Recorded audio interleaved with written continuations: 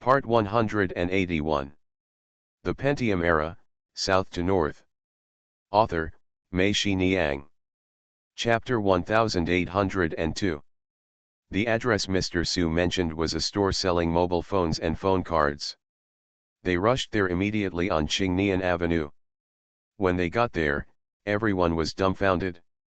The store had been demolished long ago and it is now a Walmart Square. To the left of Walmart is the Xintiandi Minghui City Shopping Mall, to the right is the Quanzhou Post Office Building, and opposite is Wuling Plaza. It seems unlikely that Lu Ligan will live nearby. When everyone was at a loss, Mr. Su's friend sent Wu Maihuai's identity information, saying that she was from Yazang County and was still in Quanzhou. The temporary residence permit registration information was at number 35 Beihai North Road. The group of people immediately drove over and found number 35, Beihai North Road. When they arrived at this place, everyone couldn't help laughing. It turns out that number 35 Beihai North Road is a store called Kelly Communications, and the store they were looking for when they went to Qingnian Avenue was also Kelly Communications. It seems that this store was moved from Qingnian Avenue. Came here. The store is not big, about 30 or so square meters. Half of the store sells mobile phones and phone cards of various brands. There is also a counter that sells various parallel imports and unknown brand mobile phones. The store also sells recharge call charges. The other half of the store, probably rented to others, sells game consoles and various game cards, as well as game and anime figures. There are 3 middle school students in school uniforms, surrounding the boss, discussing a game in local dialect. On the side selling mobile phones, there was a woman in her 40s sitting. Mr. Su asked and confirmed that their guess was correct. This store was indeed moved from Qingnian Avenue. He asked her where she was selling mobile phones. She had no memory of a mobile phone card, saying, "Who would remember what happened so many years ago?" Mr. Su asked her, "Don't you all have records?" The other party said impatiently, "The record book was thrown away long ago when we moved. Those registered here are all sold here." Mr. Ma said from the side, "Then help us check on the computer. Don't you have to report the card buyer's information to the mobile company every time you sell a card? It will never be deleted from the computer. What are you doing? What are you doing?" The other party was a little annoyed and yelled loudly. When she saw so many people coming in, they all rushed to her counter. She thought it was business and got excited. She didn't expect that these people not only didn't buy anything, but were still here. Who has time to pay attention to you who are so long-winded? Zhang Chen pointed to a copycat mobile phone on the counter and asked the other party, "How much does this mobile phone cost?" The other party said 300 and 500, but Zhang Chen didn't pay back the offer, so he said he would give me one. The other party gave Zhang Chen her mobile phone, took the money, and her attitude improved. She sat down at the table, turned on the computer, and asked Zhang Chen, "What's the name of the person you're looking for?" Zhang Chen said Wu Maihuai. The other party turned around and said, "I am Wu Maihuai." Everyone was surprised. Mr. Su picked up his mobile phone, looked at the screen, and reported a string of ID numbers. Wu Maihuai became alert and asked, "Where did you get my ID number? Who are you?" Zhang Chen quickly explained to her that they were looking for a friend, and this friend used Wu Maihuai's mobile phone to call them. Impossible. Wu Maihuai picked up her mobile phone on the table and shook it towards them. "My mobile phone is here. It has a password. Even my husband can't open it. How could anyone use my phone?" Zhang Chen reported a phone number and told Wu Maihuai that the call was from your number. "It's not mine. I only have this mobile phone," Wu Maihuai said. Mr. Su shouted, "How is it possible? We found out from the mobile company that it is your number. That's because the mobile company made a mistake. How many mobile phones do I have?" "I don't know yet," Wu Maihuai said disdainfully. "By the way, boss lady, "Do you know a man named Lu Ligan?" Zhang Chen asked. Wu Maihui shook her head and said she didn't know him. Zhang Chen remembered. He took out his mobile phone, opened the photo album, pulled out Lu Ligan's photo, showed it to Wu Maihui, and told her that this was the person. Wu Maihui took one look, laughed, and asked, "Is this person sweet-mouthed and good at talking?" Zhang Chen, Xiao Wu, Wu Zaihui, and Zhang Shaoan nodded together, thinking that she was talking about Lu Ligan. Wu Maihui said, "I remembered this person. I did help him apply for a phone card.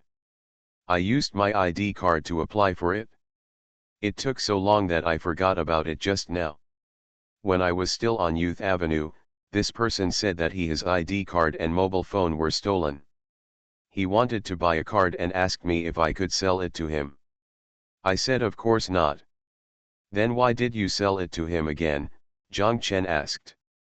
"Later, he said that he wanted to buy a mobile phone from me and pay 3,000 yuan for the phone bill. I couldn't bear to throw away such a big deal, right? So I used my own ID card to do it for him.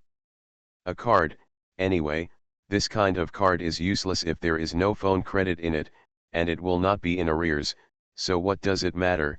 Wu Maihui said. "Then do you know where this person has gone?" Zhang Chen asked. "How do I know this? I just knew that he took the phone and went out. He even threw the box of the phone in my store and left with the phone and charger," Wu Maihui said. Everyone felt extremely frustrated when they heard this. They made a list of household registration information, but it seemed that all their efforts were in vain. Everyone went to the company of Mr. Su and Mr. Ma together. Zhang Chen handed the mobile phone he just bought to Mr. Su and told him to give it to the courier below. Mr. Su took out the call list and looked at it for a while. There were very few call records in this list. There were only 4 or 5 numbers that had been called over the past few months, including those of Lao Chiao and Zhang Chen. This was also no wonder.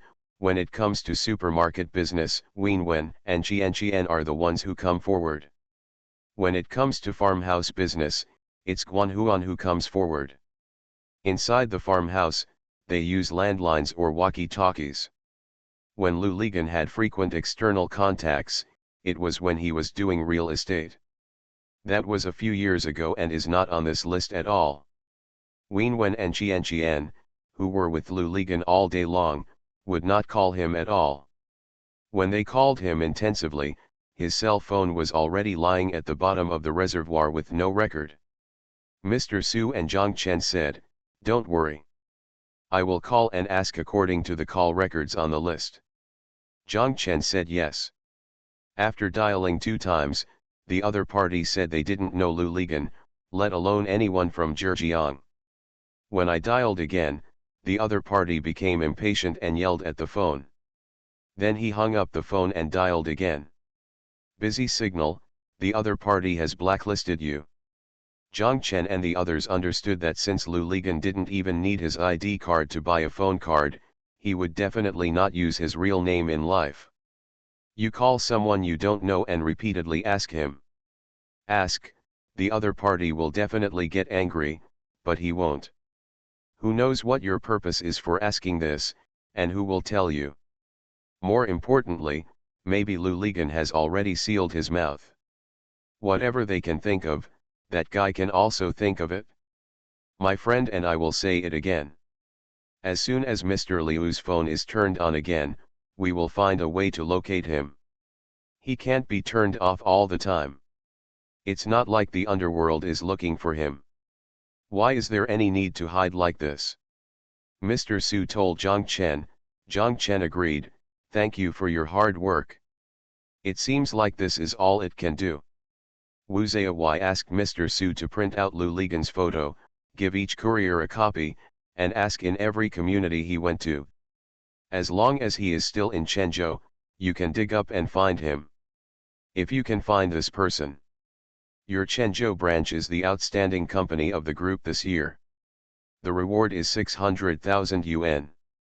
The courier found will be awarded another 100,000 yuan, Wu Zaihui and Mr. Su and Mr. Ma said. I will reward you with the same amount here, Zhang Chen said from the side. Mr. Su and Mr. Ma looked at each other and said with a smile, then we will fight for this 1.2 million. Zhang Xiangbei took Zheng Xinyan to Huijin restaurant. When Huijin saw Zhang Xiangbei coming with a girl, she came over with a smile and ordered for them personally.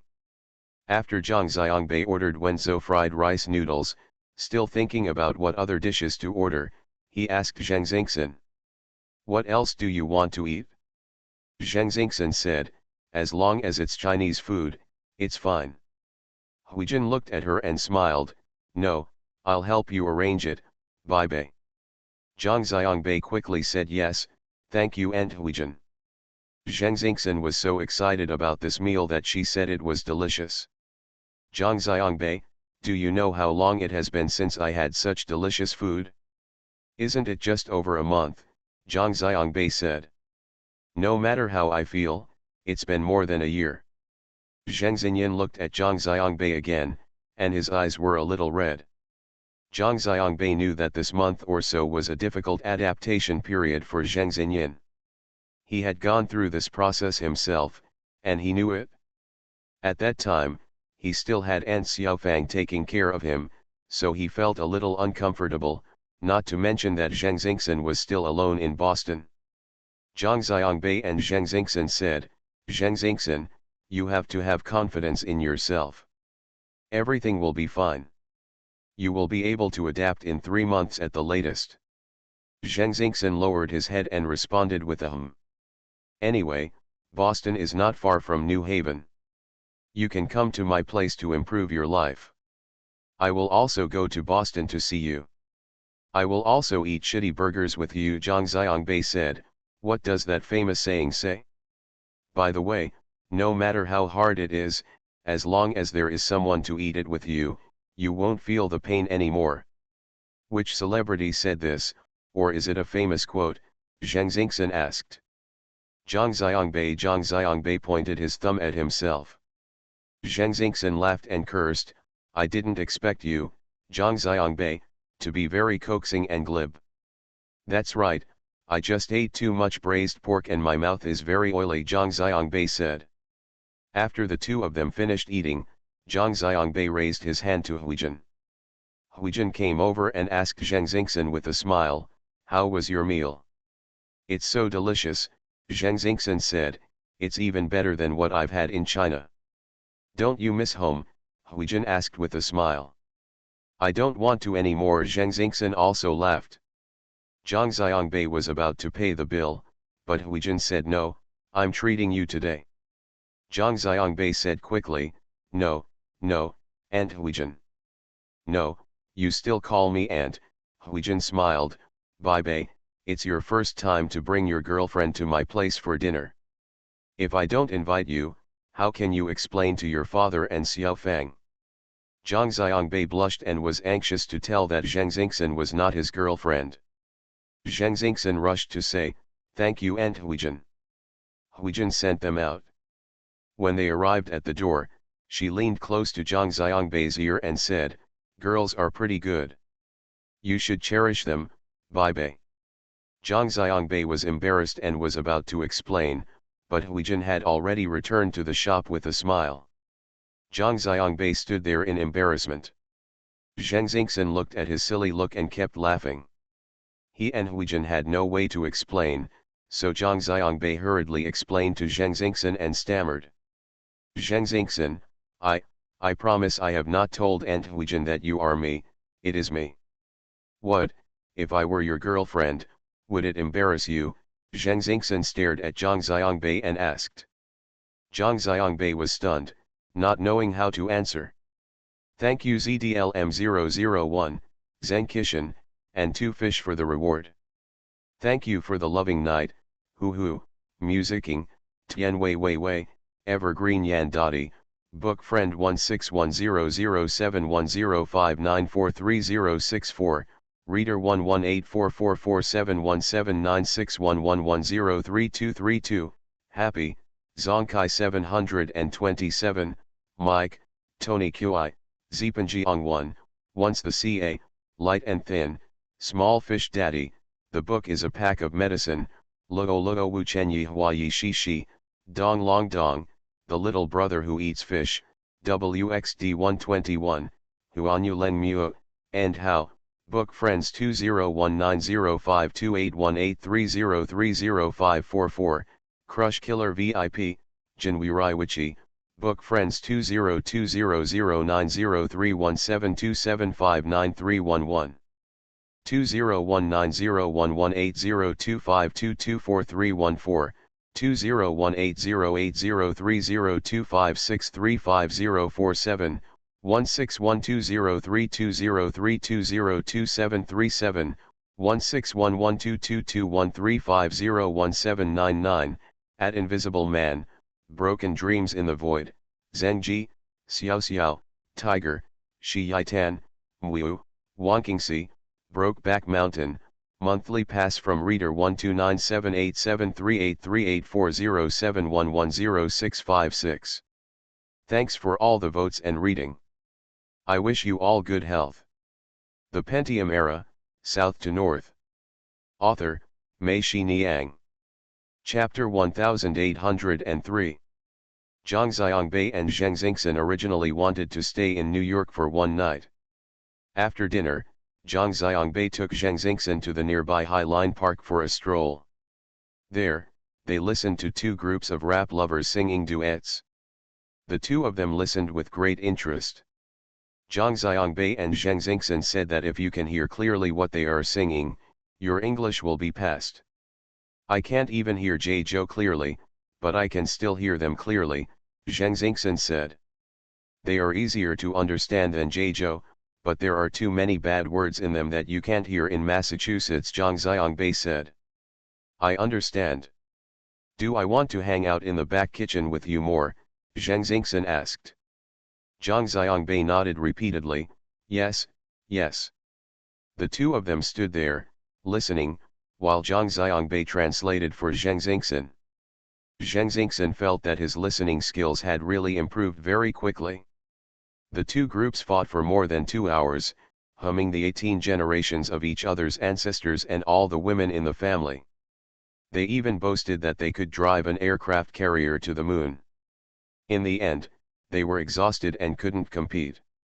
Win or lose, the two sides had to make an appointment to compete again, and left cursing.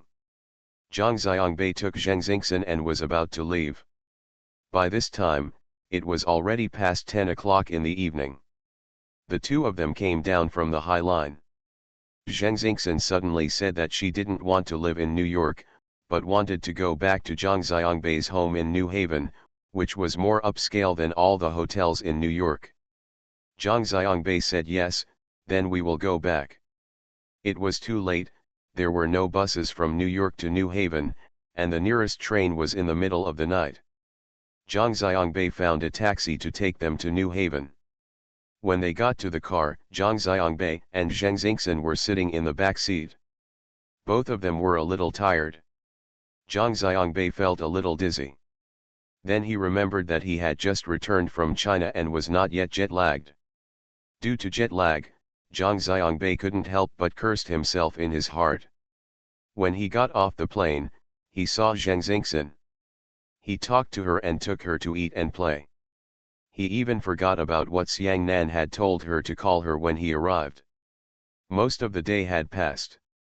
Zhang Xiangbei quickly told Zheng Xingxin, I forgot to call my sister. I promised to call her as soon as I got off the plane. I'm dead. Zheng Xingxin remained silent. Zhang Xiangbei took out his cell phone and was about to dial a number when Zheng Xingxin leaned into his ear and said to him, Don't tell Xiang Nan, I'm with you. Why? Zhang Xiangbei turned around and asked. Zheng Xingxin stared at Zhang Xiangbei for a while and said, Then tell her. Zhang Xiangbei hesitated in his heart. He also felt that it would not be good if he told Xiangnan that he and Zheng Xingxin were still together so late. Moreover, if Xiangnan asked him, was it because of his relationship with Zheng Xingxin? We were together and I forgot to call her. Can I explain this kind of thing clearly in a few words? Zhang Xiangbei dialed Xiangnan's cell phone. The phone rang twice and was picked up. Xiongnan looked at his watch and asked, Zhang Xiangbei, why did you call me now? Is the plane delayed? No, I forgot earlier, Zhang Xiangbei said. Okay, just arrive safely. By the way, Zhang Xiangbei, where are you now? Xiongnan asked. I'm on the bus back to New Haven from New York, Zhang Xiangbei said. Xiongnan has never been to the United States.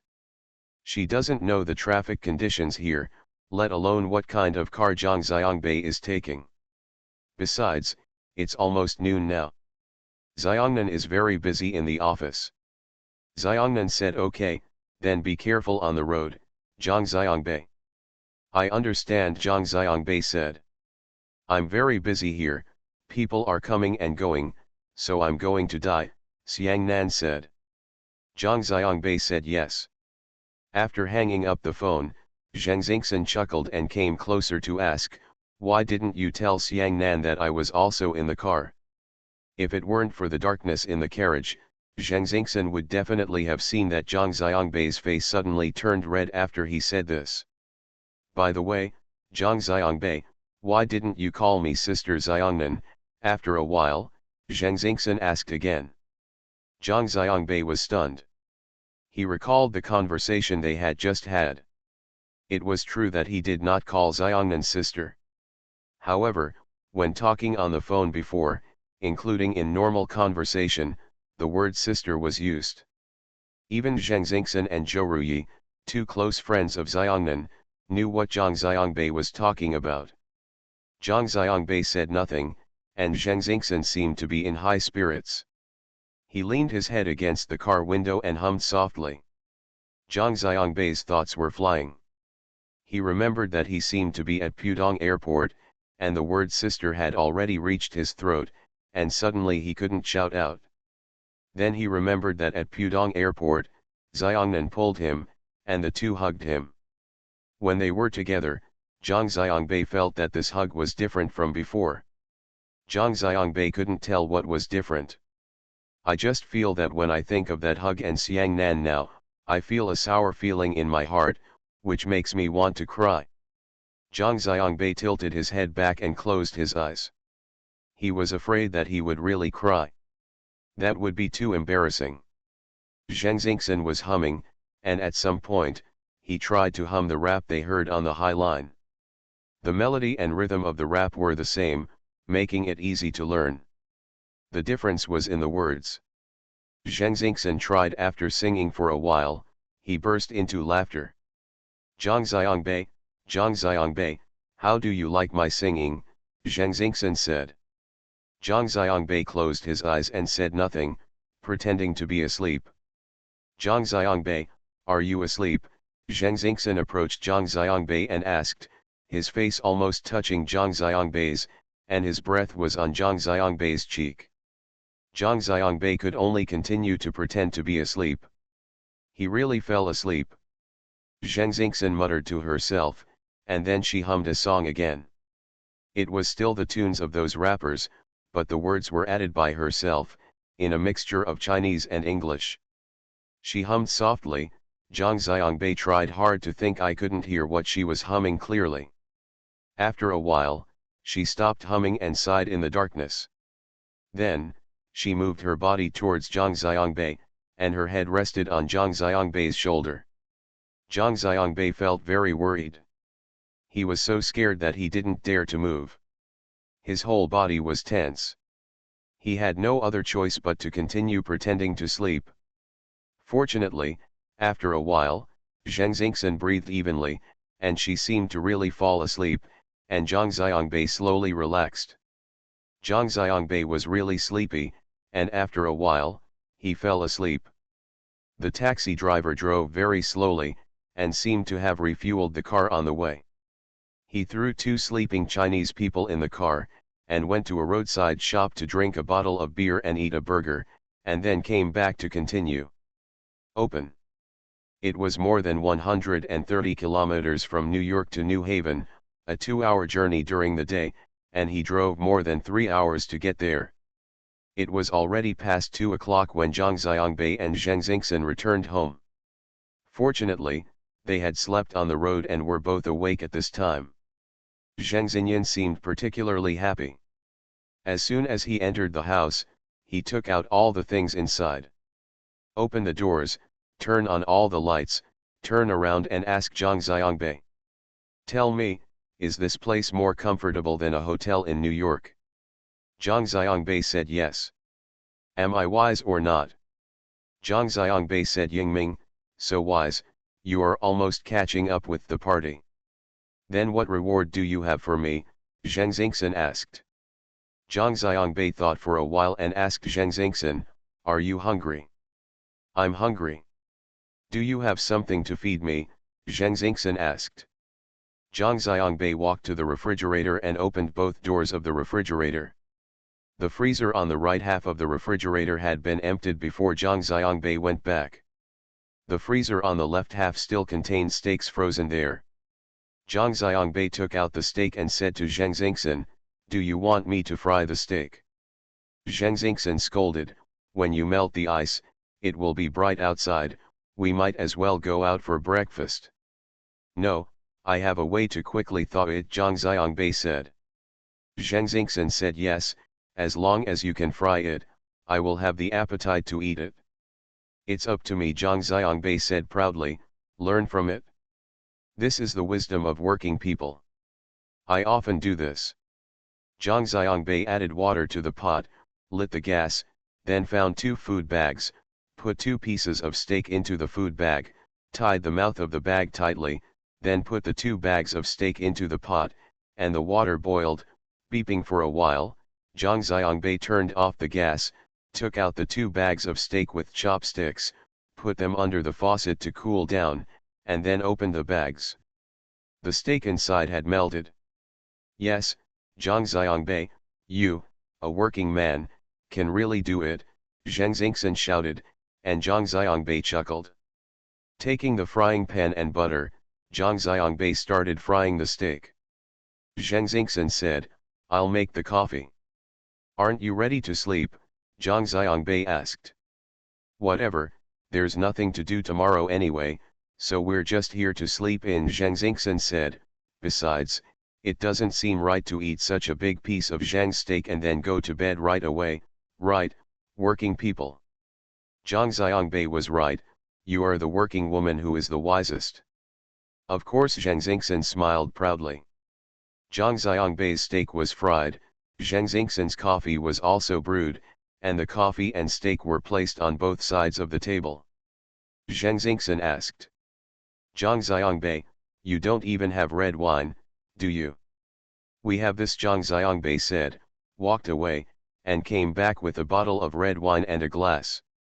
Steak, coffee, and red wine, the 2 of them faced each other. Zheng Xingxin raised his cup and said, here, let's touch it and welcome you back, Zhang Xiangbei. After finishing the steak and drinking the coffee, Zhang Xiangbei still yawned one after another. Zhang Xiangbei shouted, it can't be done, it can't be done, the jet lag hasn't reversed yet. You go and wash up and go to bed first. I'll clean up here, Zheng Xingxin and Zhang Xiangbei said. Zhang Xiangbei yawned and said thank you. He went back to his room and took a shower haphazardly. He didn't even have time to dry his hair. He walked to the bed and fell down, and fell asleep after a while. Thank you for the chair in the world, the first mortgage, the toad who dreams of flying, why can't you change your name, Quadratic VC, forget your password and start over, HGX, book friend 201907202341555629, Dragon, Hydrogen Oxide Disinfection Knowledge Bureau, Tai Zhongchang 1.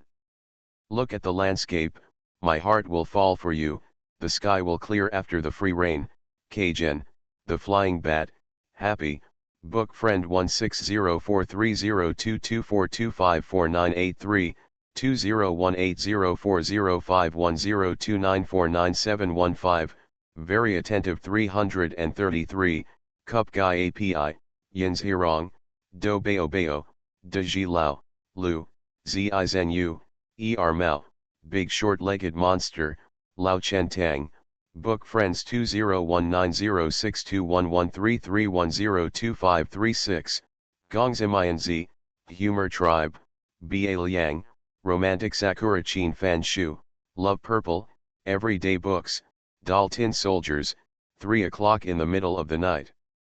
The third monthly ticket from top to bottom. Thanks for all the votes and reading. Have a good evening everyone. You are listening to Novels at Bless Up channel. Wish you happiness and luck. Please subscribe to receive new novels. How do you feel about this novel? Please like and leave a comment. The Pentium Era, South to North. Author, Mei-Shi Niang. Chapter 1804. Zhang Xiangbei thought he slept for a long time, but in fact he only slept for more than an hour, and the sky had not yet begun to light outside the window. Zhang Xiangbei opened his eyes drowsily, was startled, and quickly sat up from the bed. He saw Zhang Xingxin wearing pajamas and standing in front of his bed. Zhang Xiangbei didn't know if this was why he was awakened from his sleep. Zhang Xiangbei shouted, "I'm going to scare me." Zhang Xingxin, what's the matter? Zhang Xingxin looked at him and asked, Zhang Xiangbei, what the Wenzhou landlady said earlier is okay. After speaking, Zhang Xingxin bit his lip, waiting for Zhang Xiangbei's answer. Zhang Xiangbei's mind was still confused. He was confused by the question and said, "What's the matter, Wenzhou boss lady?" "That's what the landlady said when we were having dinner. She said, I'm your girlfriend, is that okay?" Zhang Xingxin summoned up the courage to finally speak out. Zhang Xiangbei still didn't react. He just felt that it was not good for him to sit naked in front of Zhang Xingxin. When he wanted to get out of bed to get some clothes, he remembered that he was too sleepy and fell asleep after coming out of the bathroom. Not even wearing underwear. This time it was awkward. Zhang Xiangbei said, "Zhang Xingxin, go out first, and wait for me in the living room outside. Then tell me the answer first," Zhang Xingxin said. Zhang Xiangbei had no choice but to say honestly, "I'm not even wearing pants. You go out first and I'll get dressed and come out." Zhang Xingxin turned around and walked out. Zhang Xiangbei quickly got out of bed, found his clothes and put them on. After putting them on, he walked out. Zhang Xingxin was sitting on the sofa in the living room waiting for him. Her face was pale and her heart was already cold. She didn't need Zhang Xiangbei to answer. She seemed to already know the answer. If Zhang Xiangbei was willing, he would not kick her out of the room. Zhang Xiangbei scratched his head with his hands as he walked, feeling that he was facing a problem. After sitting down, he didn't know what to say and could only look at Zhang Xingxin and smile. "I thought I slept for a long time, but it turned out to be only more than an hour." Zhang Xiangbei had nothing to say. "You didn't sleep?" Zhang Xingxin shook her head. She had calmed down a little at this time. She asked, "You don't want to, right, Zhang Xiangbei?" Zhang Xiangbei said, "I never thought about it." "Think about it now." "Don't think about it," Zhang Xiangbei said. "Zhang Xingxin, let's continue to be good friends, okay?" "Is it because of Xiangnan?" Zhang Xingxin asked. Zhang Xiangbei didn't answer. The scene of hugging Xiangnan at Pudong Airport appeared in his mind. When he thought about it, the sour feeling came back. "Really, Zhang Xiangbei?" Zhang Xingxin continued to ask. Zhang Xiangbei said, "Yes." "But Xiangnan, has she ignored you?" Zhang Xingxin asked.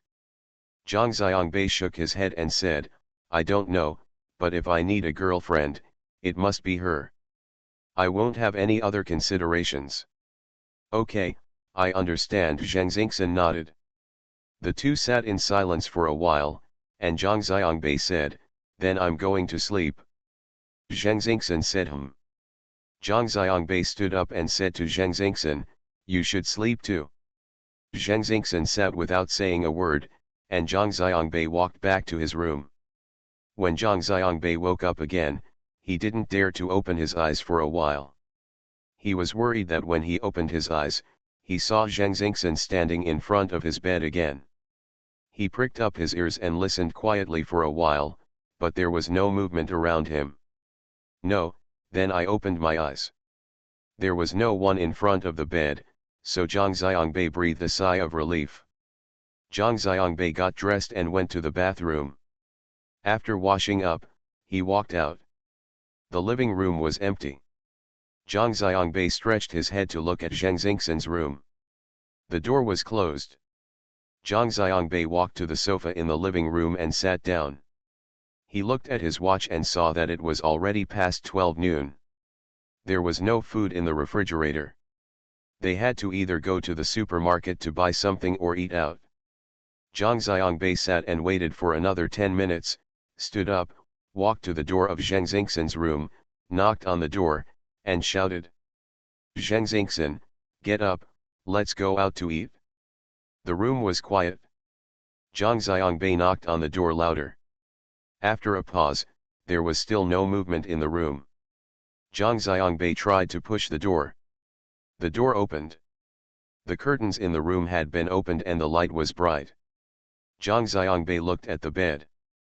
The bed was neatly made and there was no one on the bed. The bathroom door in the room was open. Zhang Xiangbei shouted Zheng Xingxin, and walked over to see. There was no one inside. Zhang Xiangbei withdrew and walked to the study room opposite to see that there was no one either.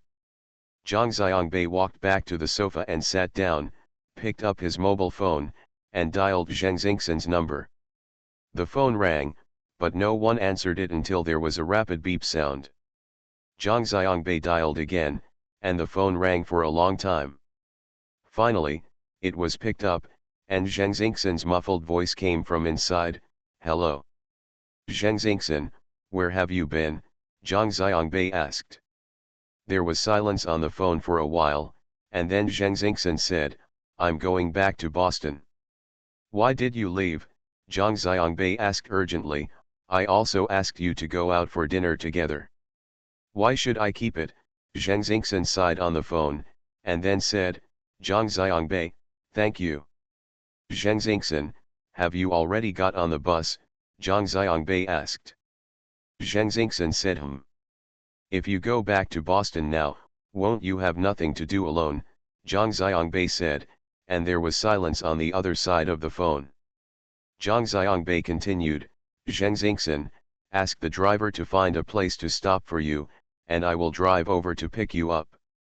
"Why are you still here to pick me up?" Zheng Xingxin burst into tears on the phone. "Zhang Xiangbei, you don't want me anymore, why are you still here to pick me up?"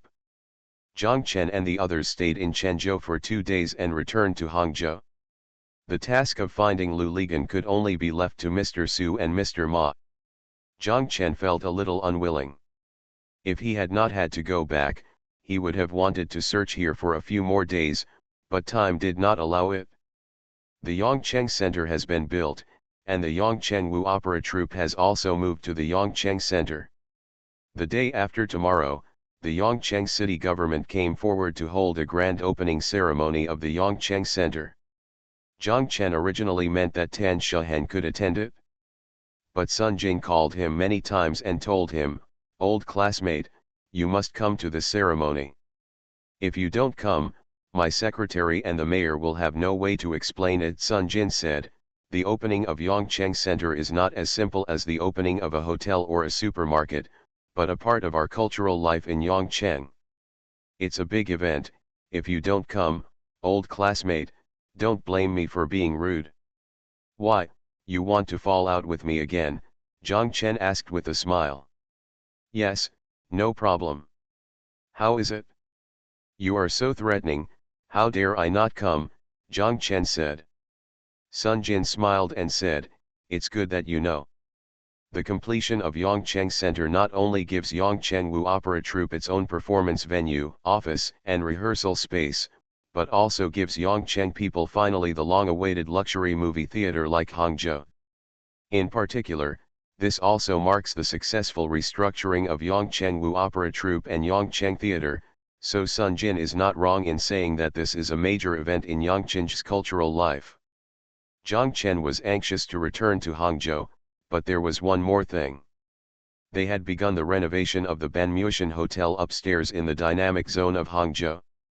Although they had a complete set of design drawings, Zhang Chen still needed to put his ideas and requirements were communicated with the decoration company.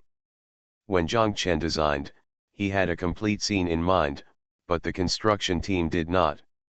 Zhang Chen needs to instill his ideas into them from the beginning. The main project of the building in the dynamic zone has been completed. The renovation of the market below and the renovation of the hotel and office building upstairs are being carried out simultaneously, and they are all on schedule. Zhang Chen has to go to the site to keep an eye on it. Zhang Chen, Xiao Wu, and Wu Ziyawai said goodbye to Zhang Shaoan and Mr. Su and set off on their way back to Hangzhou. The three of them were a little depressed. Xiao Wu and Wu Ziyawai said, "If your courier finds the pole, don't disturb him. Inform me and I will bring someone to take him back." Wu Ziyawai said, "Yes, I will explain it later. This bastard really wants to give him a little pain. Such a big person is more childish than a child." Zhang Chen listened to Wu Ziyawai's words and smiled bitterly in his heart. Yes, even Xiang Nan is now more mature than Lu Ligan. This guy is still so unreliable. The three of them were very busy in Hangzhou. They still didn't stop on the road and drove in turns. In the morning of the next day, they returned to Hangzhou. They went to the industrial park first. Xiao and Wu Ziyawai drove away, and Zhang Chen went to Xiaofang. He checked in there and drove out. He wanted to go to the dynamic zone first, and then to Kyoshi Academy. When Zhang Chen walked into Tan Shahan's office, Tan Shahan looked up at him and asked, "Where have you been these past few days? Sun Jin is looking for you everywhere. Why are you still looking for me?" "Didn't I already promise to go to Yongcheng tomorrow?" Zhang Chen said. "You are scheduled to speak tomorrow. What Sun Jin means is that your speech draft should be sent to her for review first," Tan Shahan said with a smile. "She knows you are a big name, so she told you directly. It is difficult for you to accept it all of a sudden. Come here to take a detour." "I'll go, my own building is completed, I just go up and say something, I don't need their approval for what I say, right?" Zhang Chen scolded. "Who told you to have such a bad mouth? You are already famous for it. Not only the 4 teams from Yongcheng will be here tomorrow, but there are also people from Hangzhou. Please be considerate. You are so quick to act. If you get into trouble, you will be punished." "What Sun Jin lost might be the black gauze hat," Tan Shahan said. "That's fine if I don't have to go." "She still wants me to go," Zhang Chen shouted. "It's okay not to go, you are the mascot." As Tan Shahan spoke, she took out 2 pages of A4 paper from the drawer and handed them to Zhang Chen. Zhang Chen asked, "What is this?" "I'll ask Sun Jin to write your speech for you tomorrow. Just ask her secretary to write it for you. Just memorize it," Tan Shahan said with a smile. "No," Zhang Chen said. Tan Shahan stood up, walked over and thrust the speech into Zhang Chen's hand, coaxing him and saying, "Oh, just feel aggrieved and just pretend that you are on stage tomorrow as a bit player, okay? You just need to get through the scene. Don't look at the monk's face, but also look at Nanan and the others who have been preparing day and night during this period. Thanks for your hard work, just let Yongcheng Center open smoothly." Zhang Chen sighed and said, "Okay, it's really troublesome." Tan Shahan walked back to her seat, sat down, looked at Zhang Chen and said, "You can tell me now, where have you been these days?" "I'm going to find the pole," Zhang Chen said. Tan Shahan was startled. "Is there any news about him?" Zhang Chen nodded and told Tan Shahan about Lao Jiao's call to him and how he, Xiao Wu, and Wu Ziyawai went to Chenzhou to find Lu Ligan. Tan Shahan had just heard that Lu Ligan was in Chenzhou, and her face turned pale. It became vivid, but after hearing it, I became sad again. Zhang Chen looked at Uxian and couldn't bear it. He and Tan Shahan said, "Don't worry, now we have the general direction. Wu Ziyawai will be watching. I think it won't be long before the pole can be found." With tears in Tan Shahan's eyes, she said. What should I worry about? He won't love him back. Jiang Chen, let me tell you, I just want to give Nan Nan a complete family. Do you know that Nan Nan has been growing up, thinking about it, they have never had a normal home. Thank you to Quadratic VC, Riri Book, Doll Tin Soldier, third from top to bottom, 2 fishes 1 up and 2 fish down, and the reward at 3 o'clock in the middle of the night. Thank you Dong Long Dong, Sample Thief, Book Friends 201809062232049344, Book Friends 201703200457366929, Not the Impossible World, Frivolous, Book Friends 201805231128576605, Ming's Inn, Chair in the World, Mike, Book Friends, 1601052333233843, Book Friends 201912170332388847. Book Friends 1612051930467744, Book Friend 2017062423372926 monthly ticket. Thanks for all the votes and reading. I wish you all good health. The Pentium Era, South to North. Author, Mei-Shi Niang. Chapter 1805. After the opening of Yongcheng Center, Yongcheng locals finally saw the already famous Wu opera Shakespeare and Tang Xianzhu. I finally got to see the performance of Feng Xiangnan, an actor who is very popular on the internet. Many people are not interested in Wu opera at all. Although there is a Wu opera troupe in Yongcheng, it is the first time for these people to watch Wu opera in a theater. Especially for many young people, they enter the theater just to see Xiang Nan and Yin Tao, or the two handsome male protagonists, no matter what they are playing. There are also some people who, when they talk about Yongcheng when they are out of town, are often asked, is there a theater troupe there that is famous? I was embarrassed by the question. Although I was from Yongcheng, I really didn't know anything about Wu opera. For many old theater fans, because there is not even a theater in Yongcheng, the original theaters would rather show movies than undertake performances. It is so easy to show movies, but there is no economic benefit to undertaking performances, and they also have to freeing up the guest house of the theater to take care of other people's theater troupes is a loss-making business. Wu opera troupe either sends plays to the countryside or goes on tour in other places. In fact, there is no performance in Yongcheng County. After finally waiting for the opening of Yongcheng Center, Wu opera troupe is going to perform. How can theater fans not be overjoyed? People who know how to play and those who join in the fun flock to the theater in the center of Yongcheng. Shakespeare and Tang Xianzhu was performed for 6 nights. It can be said that every venue was full. The audience also asked for additional performances, but the Yongcheng Wu troupe no longer had time. According to the contract, they are going to perform in Taiwan. Fortunately, right behind them, at the Yongcheng Central Theater, is the famous Hangzhou Xiao Beiwa Wu opera troupe, and theater fans can continue to feast their eyes on it. When Xiang Nan flew to Taipei with a group of more than 20 people from the Yongcheng Wu opera troupe, Xia Hua and the general manager of Fubon Financial Holdings Cultural Foundation went to Daowen Airport to pick them up. This time, Xiangnan and their trip to Taiwan will last for a total of 21 days, including 8 performances at the National Theater of the Chiang Kai-shek Cultural Center in Taipei, 4 performances at the Tun District Arts Center Performance Hall in Taisheng, and the Cultural Center in Kaohsiung's Haidatang performed 4 performances. On the day they first arrived, there were no performance obligations. Xiaohu arranged for Mang Chao to accompany them.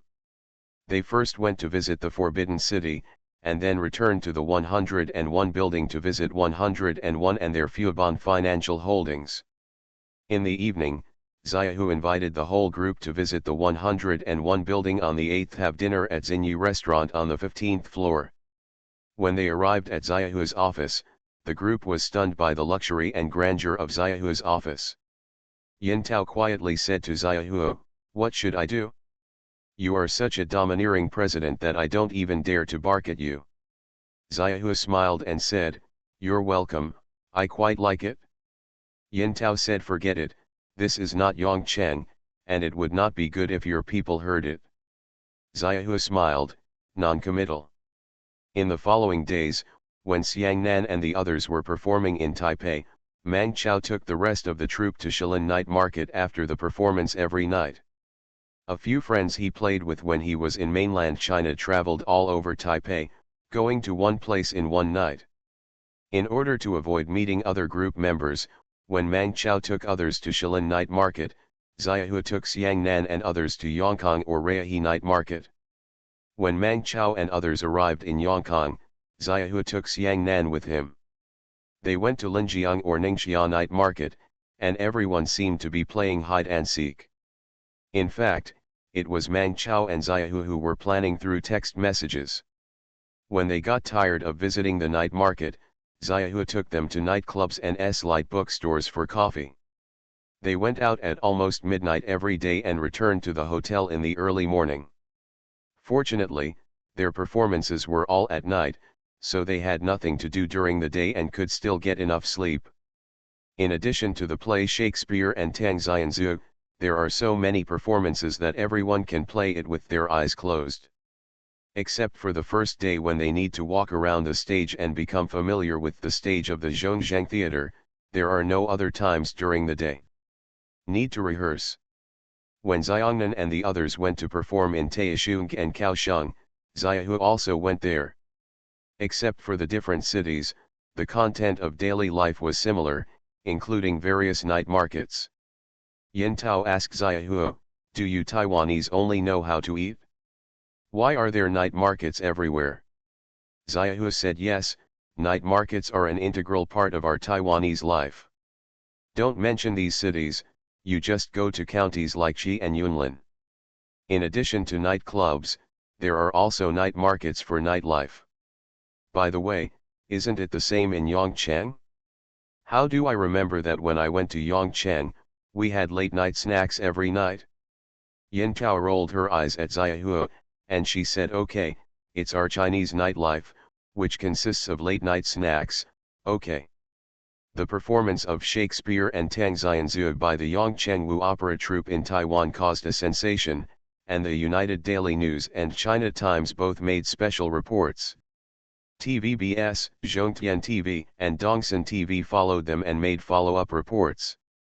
Almost all of their 16 performances in Taipei were sold out, although more than half of the tickets were donated by the Fubon Financial Holdings Cultural Foundation. Xiahua and Xiangnan said that even if they gave away tickets, it was amazing that so many people came to watch it. This was not the case for the performances we hosted before, not to mention the part of the tickets that were sold out. Every venue was sold out. Even our complimentary tickets have flowed to the market. Shakespeare and Tang Xianzu caused a sensation.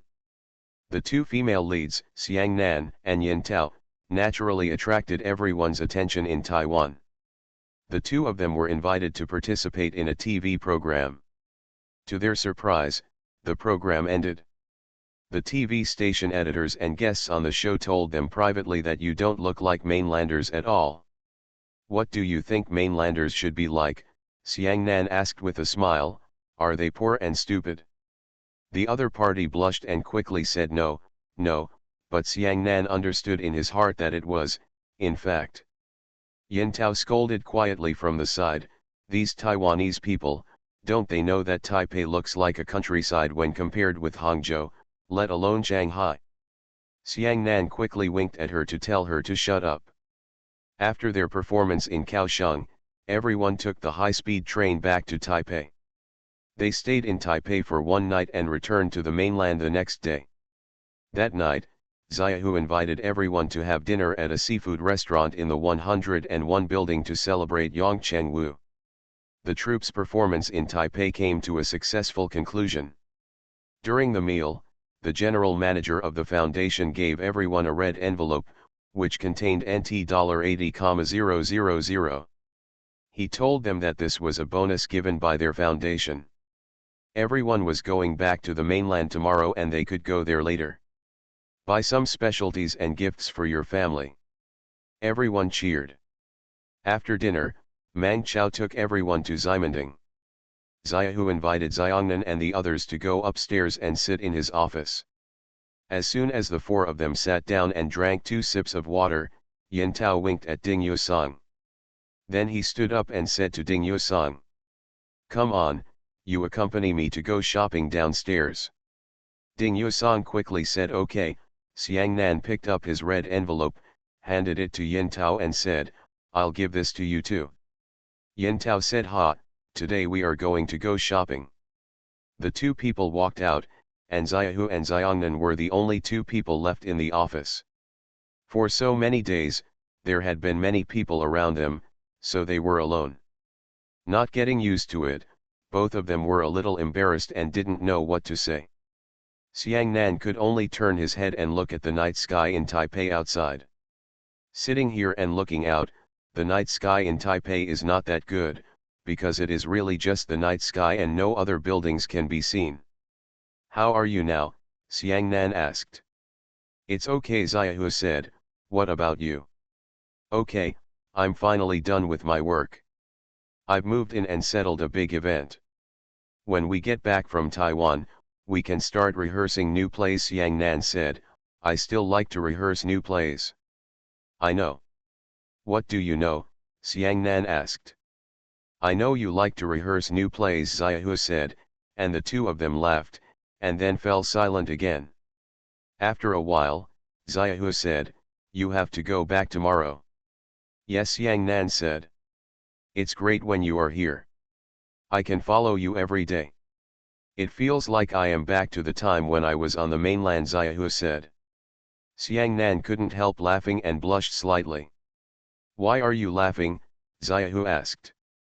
Xiang Nan quickly shook his head and said he was not smiling. In fact, when Xiaohu was talking just now, Xiang Nan thought of Xiaohu's nickname, Licking Dog. "Actually, I still miss my days in mainland China," Xiaohu said. "Then go back often," Xiang Nan said. "Aren't you still half a Hangzhou native? Hangzhou is also your hometown." Xiaohu looked a little sad. He sighed and said, "I can't help myself. Look at this office. It's very luxurious and grand. It cost more than $20 million to decorate. But when I sit here, I often feel that this is a birdcage, made of gold." "Birdcage? Are you the bird locked inside?" Xiang Nan asked. Xiaohu nodded and said seriously, "Yes." "It's a bit miserable," Xiang Nan said. "Indeed, it's a bit miserable," Xiaohu said. "I really hope someone can help me break free from this birdcage." The 2 were silent again.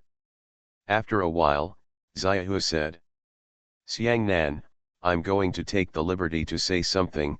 Please don't be angry, okay? Say yes to Xiang Nan, that's all you say." "Xiang Nan, are you willing to be this person?" Xiaohu said. "Who are you?" Xiang Nan asked, surprised. "The person who helped me break out of the birdcage, Xiongnan. I have wanted to tell you for a long time. As long as I can be with you, it will be heaven anywhere, even in this birdcage," Xiaohu said. Xiang Nan's face suddenly turned crimson, and she remained silent. After a while, she turned to look at Xiaohu and said, "Xiaohu, I really want to help you, but I won't be the person you said." "Is it because of Zhang Xiangbei?" Xiaohu asked anxiously. Xiang Nan thought for a moment and said seriously, "Yes and no." "How to say?" "I can't tell." Xiang Nan smiled at Xiaohu. "Really, I'm not going to lie to you." Xiongnan felt that she really couldn't explain. She didn't know whether her relationship with Zhang Xiangbei was between a man and a woman, but she knew that as long as she was with other men, Zhang Xiangbei would definitely be unhappy. As long as Zhang Xiangbei would be unhappy or sad, Xiongnan felt that she would be sad too, and she didn't want Zhang Xiangbei to be sad. This is what she told herself when she was holding Zhang Xiangbei and crying in the corridor of the hospital on the day Aunt Xiaozhao passed away. In this life, She will protect Zhang Xiangbei and will not make him sad. Also at Shanghai Pudong Airport, when she held Zhang Xiangbei for the last time, she felt a sour feeling in her heart that she wanted to cry. This sour feeling made Xiangnan feel that she and Zhang Xiangbei seemed to be one. Is there really no chance? Xiaohu continued to ask, still not giving up. Xiangnan shook her head, looked at Xiaohu and said, Xiaohu, we will still be good friends in the future, okay? Xiaohu smiled miserably and said, okay. Thank you ZDLM001 for the tip. Thank you Luoluo Wuchen, one flower, one world, no future, only remember the original intention, watch, Lao Shenzasang for your monthly votes. Thanks for all the votes and reading. Have a good evening everyone. The Pentium Era, South to North. Author, Mei Xiniang. Chapter 1806. Xiangnan and the others came back from Taiwan with a great reputation. The sensation caused by Shakespeare and Tang Xianzhuo in Taiwan was reflected back to the mainland, which naturally aroused the interest of many media. They rushed to Yongcheng to pay attention to their trip to Taiwan. Okay, let's dig deeper. While reporting on the Yongcheng Wu Opera Troupe, we also reported on the Yongcheng Center. A county-level theater troupe has such a good rehearsal and performance venue, and there is such a big industry below, which is a news topic in itself. Yongcheng Wu Opera Troupe, as a successful example of the reform of literary and artistic performance groups in the province, has received policy and financial support from the Provincial Department of Culture, Hangzhou City Cultural Bureau and Yongcheng City Government, as well as 3 levels of government departments. The media is the icing on the cake, and the Yongcheng Wu Opera Troupe the restructuring was successful, and the company was given some eye-catching words such as Yongcheng Phenomenon.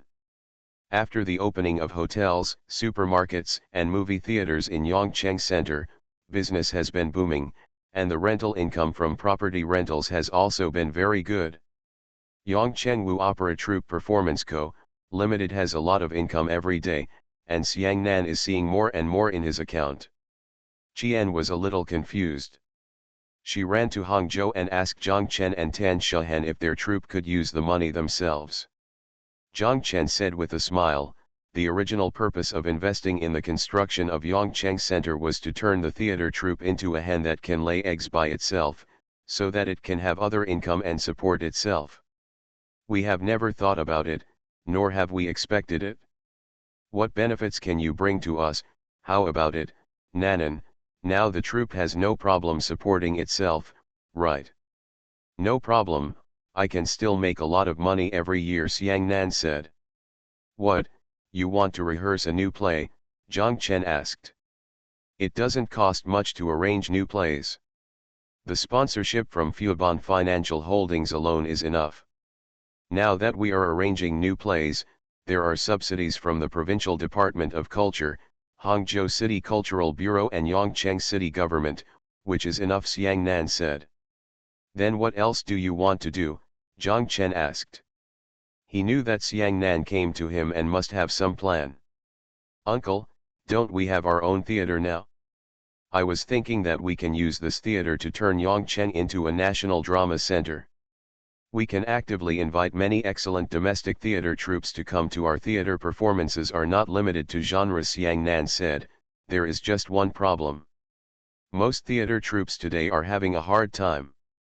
Yongcheng has a small population base, and the audience for dramas is even smaller. Shaoxing opera and Wu opera are better. For local dramas from other provinces, the audience will be even smaller. If we completely follow the market, these theater troupes simply don't have the ability to come if they don't operate properly, and they will lose all their money if they come, right? Zhang Chen asked. Yes, that's what I mean, so I think we can provide them with certain subsidies so that this thing can continue. As for the audience, many performances can only take the form of free tickets, cooperation with factories, mines, and schools, and private venues. But I believe that as long as we keep doing this for 2 or 3 years, we can cultivate a large number of theater audiences in Yongcheng. In this way, Yongcheng can really become a drama highland in China. Zhang Chen understood what Xiang Nan was going to say before she finished speaking. Xiang Nan nodded. Zhang Chen thought for a moment and said to Xiang Nan, "This alone is not enough. Xiang Nan, in fact, your idea can be more open-minded. You can invite not only domestic theater troupes, but also foreign theater troupes.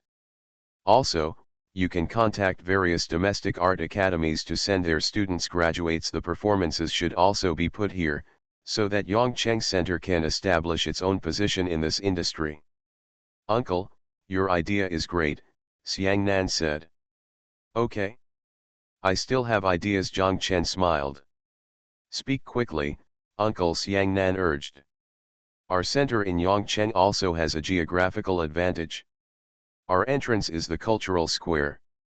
Going down the steps from the cultural square is the Xianan River. There are few places in the country where the water is as clear as the Xianan River and the scenery is as beautiful. Go south, look for information on the Ansan International Street Theater Festival in Gyeonggi-do, South Korea, for reference. Drama is not just in theaters, but can also be performed on the streets. While theaters continue to invite domestic and foreign performance groups to perform, we can also choose to hold an international street theater festival every summer, in cultural squares, and the Riverside Park is the stage, so that the dramatic atmosphere of the whole place can be aroused." "Great!" As soon as Zhang Chen finished speaking, Xiang Nan shouted excitedly, "Uncle, this is a great idea." While Zhang Chen and Xiang Nan were talking enthusiastically, Tan Shehen was listening on the side without saying a word. Zhang Chen asked her, "What do you think, Tan Shehen?" Tan Shehen smiled, "I just watched the two of you singing and dreaming together." Xiang Nan made a face at her, and Zhang Chen said, "Who said it was a dream? Let's verify it and see if it is a dream." Zhang Chen picked up his cell phone and called Sun Jin as he spoke. He told Sun Jin about his and Xiangnan's vision for the Yongcheng Central Theater. On the other end of the phone, Sun Jin kept saying, "Okay, sir classmate, it's good to have money, right? Other troops are worried about where to find money, but you are worried about how to spend money. You are really rich." Zhang Chen smiled and said, "It's not because you are a good leader. Young master, this has nothing to do with the leadership. The main thing is that you and Tan Shehen have two big trees on their backs so that you can enjoy the shade," Sun Jin said. "You mean, you don't even give me a chance to flatter me?" Zhang Chen asked. "Why are you flattering me? Just stop scolding me. I have heard that you had to go up and speak out the speech I gave you last time. Also, you have been scolding me for the poor writing of the speech. It's smelly, long, and dry, right?" Sun Jin said. Zhang Chen looked at Tan Shehen. Tan Shehen smiled and gave a thumbs up and pointed at herself, which meant to tell Zhang Chen, "Don't look at me. This is what Sun Jin and I said. Yes, it is really smelly and long. When I carried it on my back, I felt like I was almost becoming a leader," Zhang Chen said. "Are you cursing me in a roundabout way?" Sun Jin asked. "No, I'm scolding the person who wrote this manuscript." "Anyway, it's not you who wrote it yourself," Zhang Chen said. Sun Jin laughed, "Okay, to be honest, I felt the same way. With you Zhang Chen on top, you don't look like Zhang Chen anymore. I have already criticized them. They also have to look at the characters when writing lines. They also, if you don't look at it, who is going to deliver this speech?" "That's right," Zhang Chen said. "By the way, old classmate, is there anything else?" Sun Jin asked. "Yes, there is another thing, which is also related to the theater group, but it needs government support," Zhang Chen said. "You have time to speak, old classmate," Sun Jin smiled and said, "Tell me, what's the matter?" Zhang Chen and Sun Jin talked about the idea of holding the Yongcheng International Street Theater Festival. "Great, old classmate." Sun Jin was on the other end of the phone, shouting excitedly. "Nowadays, there are too many chaotic festivals in various places, such as the Bayberry Festival, the Watermelon Festival, the Lotus Seed Festival, the Loquat Festival, the Potato Festival, etc., all of which have no special features. We have no choice but to also suspend the Xiananjiang Summer Art Festival. Zhengzhou has no platform to let the economy sing, you. Sun Jin said excitedly, it has brought our Yongcheng to the international level all of a sudden. We already have a first-class theater troupe in the country, why don't we want to cross the international level all of a sudden? Great, old classmate, in this way, you ask the troupe to write out this plan and report it to me, and I will report it to the secretary and the mayor. Zhang Chen said yes, I will let them write it out. Putting down the phone, Zhang Chen looked at Tan Shahen and said, how about it? Can the dream come true? Tan Shahen stared at him, laughing to the south. She said to Tan Shahen, Mom, just agree. I know you can't do anything to Uncle Zhang Chen. I can't do anything to you, Tan Shahen scolded, and the three of them laughed. Xiang Nan, do you feel confident now? Zhang Chen asked. Yes, now we can have a big show. The guys in the troupe are so excited, Xiang Nan said. Xiang Nan, let me give you another suggestion, Zhang Chen said. Okay, uncle, tell me. The International Street Theater Festival involves too many things, and if we want to do it, we have to succeed and not fail. In this case, before you draft this plan, I think you'd better set up an advisory group first and invite experts and professors from China Theater and Theater, including your former Nortel, to Yongcheng for on-site planning and discussion. Listen to their opinions and suggestions, and then propose a complete plan and submit it to the Yongcheng city government, Zhang Chen said. Xiang Nan nodded and said yes, I can invite the ones from China Theater and Nortel myself, and let Ding Yusong invite those from the theater. Not only invite professors and experts, Nanan, ask your grandpa to help you invite people from the Provincial Department of Culture to attend. If you invite so many foreign art groups to perform, policy aspects must also be considered, Tan Shahen said. Yes, your mother is far-sighted. This is also very important, Zhang Chen said. He did what he said. Xiang Nan did not return to Yongcheng that day. Instead, he called Ding Yusong and Yin Tao from Yongcheng and asked them to go to the theater the next day. Xiangnan ran to the Sky City E-Commerce Industrial Park by herself, found Wenwen, and asked Wenwen to accompany her to Beijing. Wenwen said in embarrassment, I will have a live broadcast tomorrow and the day after tomorrow. The preview is out. Oh, you can also live broadcast in Beijing, just in the hotel, Xiang Nan said. But, without the physical objects, we can't bring all the physical objects to Beijing, Wenwen said.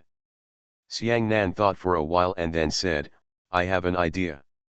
Take photos of the things you want to sell. What's so great about it? Explain to the audience the special reasons and they will understand. Wenwen tilted her head and stared at Xiangnan. After looking at it for a while, she laughed and said, okay, then you can use it as the background wall for me, stand behind me, and help me hold these photos one by one. With such a famous background wall, the audience will definitely understand. Xiang Nan agreed. Thank you for the rewards from Eternal Evergreen Emperor Yan, ZDLM001, 2 fishes at 1 up and 2 fishes at 1 down, 3 o'clock in the middle of the night, quadratic VC, and reading books every day. Thank you to the Evergreen Emperor Yan, ZDLM001, 2 fishes, 3 o'clock in the middle of the night, PCM 600812, Hydrogen Oxide Disinfection Knowledge Bureau, Standby Time, Li Rujin, Captain Jim, Iron-Blooded Hoing, Once Upon a Time There Was a Mountain, Yuengzi, Husansi, Book Monthly Ticket from Friend 1205170637066816. Thanks for all the votes and reading. I wish you all good health. You are listening to novels at Bless Up channel. Wish you happiness and luck. Please subscribe to receive new novels. How do you feel about this novel? Please like and leave a comment. The Pentium Era, South to North. Author, Mei-Shi Niang. Chapter 1807. Experts and professors from China Theater, Shanghai Theater, and Nortel, as well as a deputy director of the Provincial Department of Culture, were invited to Yongcheng and inspected the Yongcheng Center, the cultural square in front of the center, and the riverside park below. Everyone thinks this is an ideal venue to host the International Street Theater Festival. The experts held a meeting together for 2 days and put forward many opinions and suggestions. Xiang Nan and Ding Yusong listened carefully and took notes carefully while writing down the prototype of the entire Yongcheng International Street Theater Festival plan. It gradually took shape in Xiang Nan's mind. The first Yongcheng International Street Theater Festival is scheduled to be held for 1 month from July 20th to August 20th, 2014. This time was chosen because it is the right time when students are on summer vacation. The main audience for large-scale art events like this is still college students.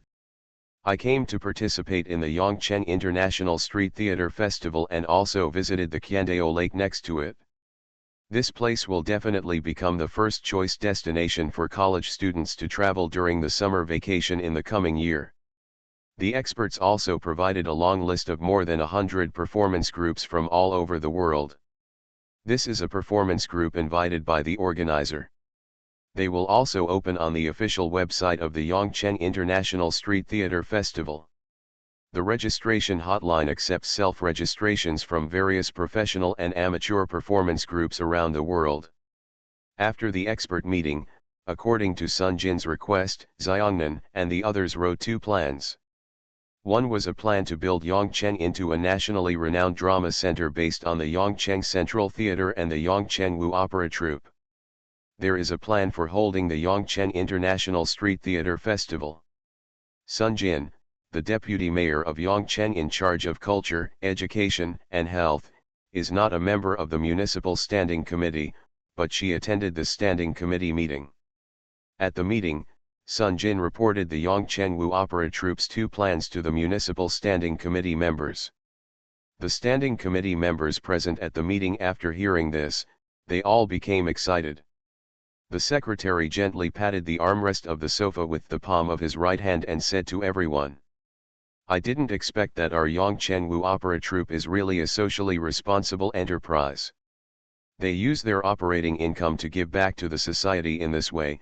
Whether it is the drama center or this International Street, the drama festival will be our beautiful business card in Yongcheng from now on, and everyone here is honored to do so. How about you all show your support?" All the members of the standing committee who attended the meeting said that this is really a good thing. "So everyone agrees?" the secretary asked, and everyone laughed and clapped. The secretary turned to Sun Jin and said, "Vice Mayor Sun, you have seen everyone's opinions. On behalf of our municipal party committee and government, you encourage the troupe and let them go ahead."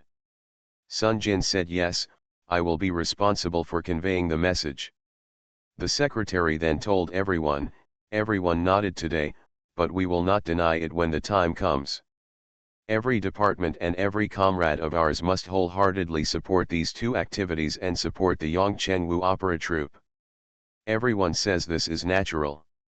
The meeting then discussed and determined a list of the organizing committee of the Yongcheng International Street Theater Festival.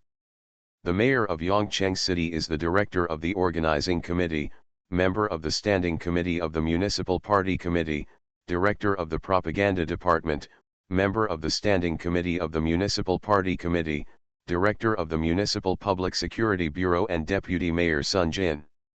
Ding Begu is the deputy director of the organizing committee and director of the municipal culture, radio, tourism, and sports bureau, the director of the office of the organizing committee, and Xiang Nan is the executive deputy director of the office, the person who actually does the work. As soon as the standing committee meeting ended, Sun Jin didn't even go back to her office and asked the driver to take her to Yongcheng Center. When Xiang Nan was in the office, he saw Sun Jin walking in with a happy face, and he made a guess in his mind. Sun Jin said to her, "Your plan has been approved, Nan Nan." "Great, Mayor's son," Xiang Nan shouted. "I forgot again, what do you call me when there's no one around?" Sun Jin asked, pretending to be angry. Xiang Nan chuckled and called Aunt Sun Jin. "There's another good thing," Nan and Sun Jin said. "What good thing?" Xiang Nan asked. "The 5-story building of the Federation of Industry and Commerce next to your Yongcheng Center. After they move out this month, the city is going to give this building to your theater group. This is also decided by the standing committee." Xiang Nan felt a little strange.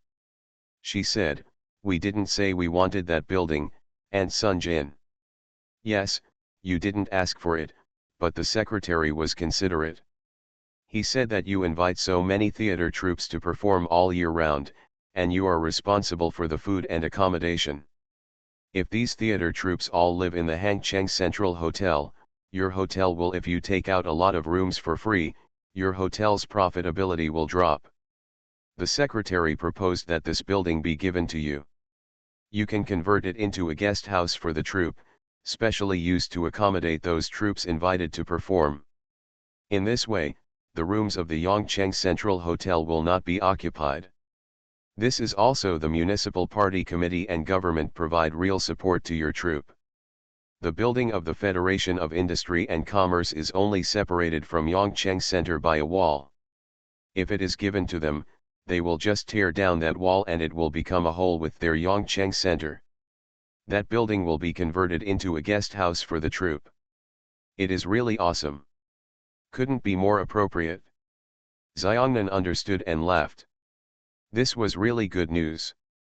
Xiongnan quickly said, "Thank you leaders for your concern." It was December. Although their winter vacation at Yale only lasted 3 weeks and they would have to go back before the Lunar New Year, Zhang Xiangbei was still preparing to return to China. He didn't call anyone else, only told Xiongnan. Xiongnan was preparing for the second year's International Street Art Festival, arranging new plays and renovating the troupe's guest house, but she still decided to pick up Zhang Xiang at Shanghai Pudong Airport. North. For some unknown reason, Zhang Xiangbei called Xiongnan now. There was nothing strange between the two of them. They were still laughing and joking on the phone as before. There were no more intimate words, but Xiongnan felt that there was already something between them. Changed. Ever since she rejected Xiaohu in the Taipei 101 building, Xiongnan herself felt that her relationship with Zhang Xiangbei was no longer the same as before, as if a layer of window paper had been pierced. Although piercing it, it was in Zhang Xiangbei didn't know it in front of Xiaohu, but when Xiongnan thought of Zhang Xiangbei, he not only felt sour and wanted to cry, but also seemed to have a little more sweet feeling. Anyway, in Xiongnan's heart, he felt that he was getting closer to Zhang Xiangbei. When he heard that Zhang Xiangbei was coming back, Xiongnan had never been more nervous and anxious. He was a little afraid of seeing him, but also eager to see him. Xiang Nan said hello to Ding Yusong and said she would be back tomorrow. She didn't tell him where she was going and drove off. The Ring Expressway driving south to Hangcheng does not enter the city. Instead, it goes directly from the west of Hangzhou to the east of Hangcheng and then onto the Hangpu Expressway. This expressway is the double line of the Shanghai-Hangzhou Expressway. From this expressway taking the highway to Shanghai Pudong Airport is about half an hour faster than the Shanghai-Hangzhou Expressway. Xiongnan arrived at the parking lot of Pudong Airport. There were still 2 hours before Zhang Xiangbei's flight arrived. Xiongnan took out his mobile phone and set the alarm clock to 20 minutes before the plane arrived. Zhang Xiangbei had no luggage. It came out quickly, she had to go to the exit early and wait. Xiongnan put down the car seat, and he also fell down and closed his eyes. The alarm clock woke up Xiongnan. She rubbed her face with her hands and looked in the reversing mirror. Fortunately, she was naturally beautiful and didn't need to put on makeup. Xiongnan thought with some pride. I got off the car with a smile on my face, walked to the elevator, and took the elevator to the arrival hall upstairs. When I walked to the exit, there were still 10 minutes left. I looked south and looked at the screen next to it, which showed that the flight would arrive on time. Xiongnan stood outside the railing and looked inside, but his heart was pounding. It's worthless, it's Zhang Xiangbei, not anyone else. Xiangnan cursed himself in his mind, but he still couldn't calm down. Zhang Xiangbei knew Xiongnan was waiting for him outside. When he got out of the cabin and was still in the corridor bridge, he started running. People on the side looked at him, wondering what happened. Standing there, Xiongnan was startled when he saw Zhang Xiangbei running out. He quickly waved to him. When the policeman on duty at the exit shouted, "Don't run, don't run," Zhang Xiangbei had already run to Xiongnan. In front of Nan. "Why are you running?" Xiangnan asked. Zhang Xiangbei chuckled. "Come out quickly," Xiangnan said. Zhang Xiangbei said, "Oh."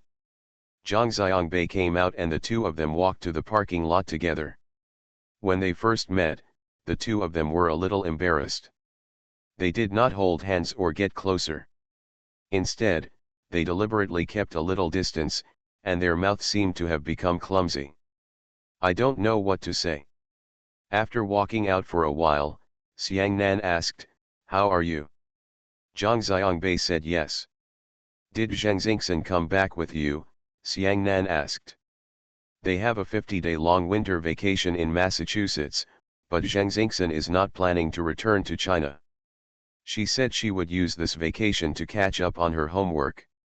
Zhang Xiangbei said that he actually knew that Zheng Xingxin was afraid of seeing such a scene. Xiangnan nodded, indicating that he understood. The two of them took the elevator downstairs and arrived at the parking lot. They didn't speak more than 5 sentences. They were both a little frustrated.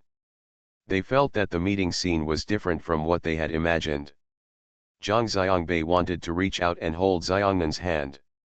And they didn't dare to hold each other. In the elevator, the two of them deliberately turned their heads to one side and looked at each other reflected in the stainless steel car wall, instead of daring to face each other. The two got into the car and sat down. Xiongnan didn't start the car. Zhang Xiangbei said, "Do you want me to drive?" "No, you haven't recovered from jet lag yet." "I'm afraid you'll drive back to the United States," Xiangnan said. The two looked at each other and laughed, but their faces turned red. Zhang Xiangbei reached out and held Xiangnan's hand. Xiangnan shuddered and fell over. The two hugged each other. Then came the kiss. This was their first kiss. Both of them were a little clumsy, but they still kissed until their mouths were dry, and then they broke apart. Xiangnan's face turned red, and she said, "Zhang Xiangbei, let me tell you, don't tell Grandma and Grandma when you go back, and Xiaofang is not allowed to tell, Uncle Zhang Chen is not allowed to tell, and you are not allowed to let anyone know before you graduate. Do you know what happened to us?" Zhang Xiangbei said, "Okay, I understand. Also, you must not be distracted and must study hard. If you don't study hard, I promised Aunt Xiaozhao, do you know?" Zhang Xiangbei was surprised. He asked, "When did you promise my mother?" "Yesterday, the day before yesterday, and a few days ago. I often saw Aunt Xiaozhao," Xiangnan said. "Anyway, you just have to be obedient." Thanks to Quadratic VC, Stupid Monkey, and user 0137773150 for the reward. Thank you for taking the time to take a look. The Loving Night, Zipanjiang 1, Only Remember the Original Intention Without Seeing a Future, Yunlong Frogfish, The Little Janitor, and Book Friend 2017030811211725 for your monthly pass. Thanks for all the votes and reading. Have a good evening everyone. The Pentium Era, South to North. Author, Mei Shi Niang. Chapter 1808. The two set off on the road. Xiongnan gave his mobile phone to Zhang Xiangbei and said to him, "Call Grandma and Grandma first. You must not have told them that you are back, right?" Zhang Xiangbei chuckled and said, "If we get beaten, Can we still do that? Xiang Nan's face blushed slightly, she frowned and said, don't be playful and smiley. Don't imitate that person. Do you know, Zhang Xiangbei? Zhang Xiangbei knew that the person Xiang Nan was talking about was Uncle Gongzi. Zhang Xiangbei said, I think Uncle Gongzi is pretty good. Of course you think he's good. He's liked you since he was a child, Xiang Nan shouted. Don't he also like you very much? Although he doesn't know that you are. Zhang Xiangbei said half of what he said and didn't say any more. Xiangnan knew what he wanted to say, so both of them fell silent. After a while, Xiang Nan sighed and said, Zhang Xiangbei, I'm really worried that you will learn from him. No, do you understand? Zhang Xiangbei said, yes, I won't learn from the bad things, but I can always learn from the good things, right? It's up to you, Xiang Nan said, hurry up and make a call. Zhang Xiangbei called home, and his grandma answered the phone. Hearing that he was on his way back, he shouted loudly, and everyone else in the house heard it. Then, Zhang Xiangbei heard his grandma coming to the side. He should be holding Zhang Xiangzi and constantly saying to her, Zixi, Zixi, brother is back. Zhang Xiangbei shouted, Zixi, call me brother quickly. Grandma put the receiver next to Zhang Xiangzi's head. Zhang Xiangzi pouted, waving his hands up and down happily, and then said vaguely, Bay eyes, cluck, cluck, bay eyes. After hanging up the phone, Zhang Xiangbei asked Xiangnan excitedly, can Zhang Xiangzi speak? Okay, Xiang Nan said. What does she mean by calling me bay eyes? Zhang Xiangbei asked. This is the only thing she will say, Xiang Nan smiled, she is just being nice to you and chatting with you. Zhang Xiangbei still didn't understand and asked, what do you mean? Zhang Xiangzi's language is an eternal mystery. We all have been guessing this sentence for a long time, and finally it was solved by An Xiaofang, Xiangnan said. Zhang Xiangbei became interested and quickly asked, tell me quickly, what do you mean? It means cheaper. Grandma and Grandma carry Zhang Xiangzi to the wholesale market every day. Their mantra is cheaper. Zhang Xiangzi is imitating them, Xiangnan said.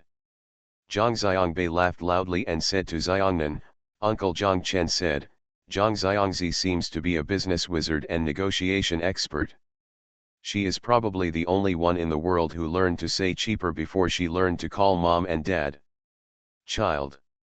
Zhang Xiangbei's stomach almost ached from laughing, and Xiangnan said, I'm going back to Yongcheng tomorrow. You call Zhou Ruyi and ask her to come for dinner in the evening. Zhang Xiangbei said, yes, what's your phone number? It's in the address book, look for it, Xiang Nan said.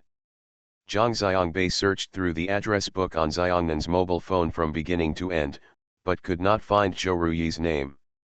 Zhang Xiangbei said no. Is it, Xiang Nan said. Zhang Xiangbei laughed again. He was about to make a call when he remembered and asked, by the way, what is my name in your address book? What do you want to call me? Didn't you see it? It's Benben, Xiang Nan smiled. Zhang Xiangbei said yes, Benben will be Benben. He knew that Benben was the altered pronunciation of Baibei. Xiangnan asked, by the way, Zhang Xiangbei, what do I have in your phone? Zhang Xiangbei said honestly, sister. Then I thought of a question and asked, by the way, what should I call you from now on? This is indeed a problem. Xiangnan has always called Zhang Xiangbei since he was a child, and there is no need to change it in the future. But Zhang Xiangbei has always called Xiangnan sister or sister since he was a child. Even Xiangnan and Nanan were never called. It's better to call me sister, Xiang Nan said, I like you to call me sister. Okay, sister, Zhang Xiangbei called out, and when he called sister again, it had an aura of aggravation. Xiangnan rolled his eyes at him. Zhang Xiangbei called Zhou Ruyi and told her that they were on their way back to Hangzhou from Shanghai and asked her to come over for dinner in the evening. Is Xiangnan going to pick you up again? Zhang Xiangbei, Are you two hooking up? Zhou Ruyi asked. Zhang Xiangbei hesitated, not knowing how to answer. Xiangnan heard what Zhou Ruyi said on the phone, and she cursed. Yes, since we hooked up, I know you can't spit out ivory from your dog's mouth. If a dog's mouth could spit out ivory, there would be more people raising dogs, Zhou Ruyi said with a smile. Okay, I'll go look for it and see if there are any firecrackers, which is worthy of universal celebration. Zhou Ruyi smiled and hung up the phone. Zhang Xiangbei then called Sun Xiangyang. Sun Xiangyang was now an intern at Changqing Police Station. After receiving Zhang Xiangbei's call, he immediately agreed that my master and I would take a leave. Xiangnan and Zhang Xiangbei returned to splendid home, parked the car, and the two of them walked inside. Xiangnan asked Zhang Xiangbei, "Do you have the key? I want to see Aunt Xiaozhao first."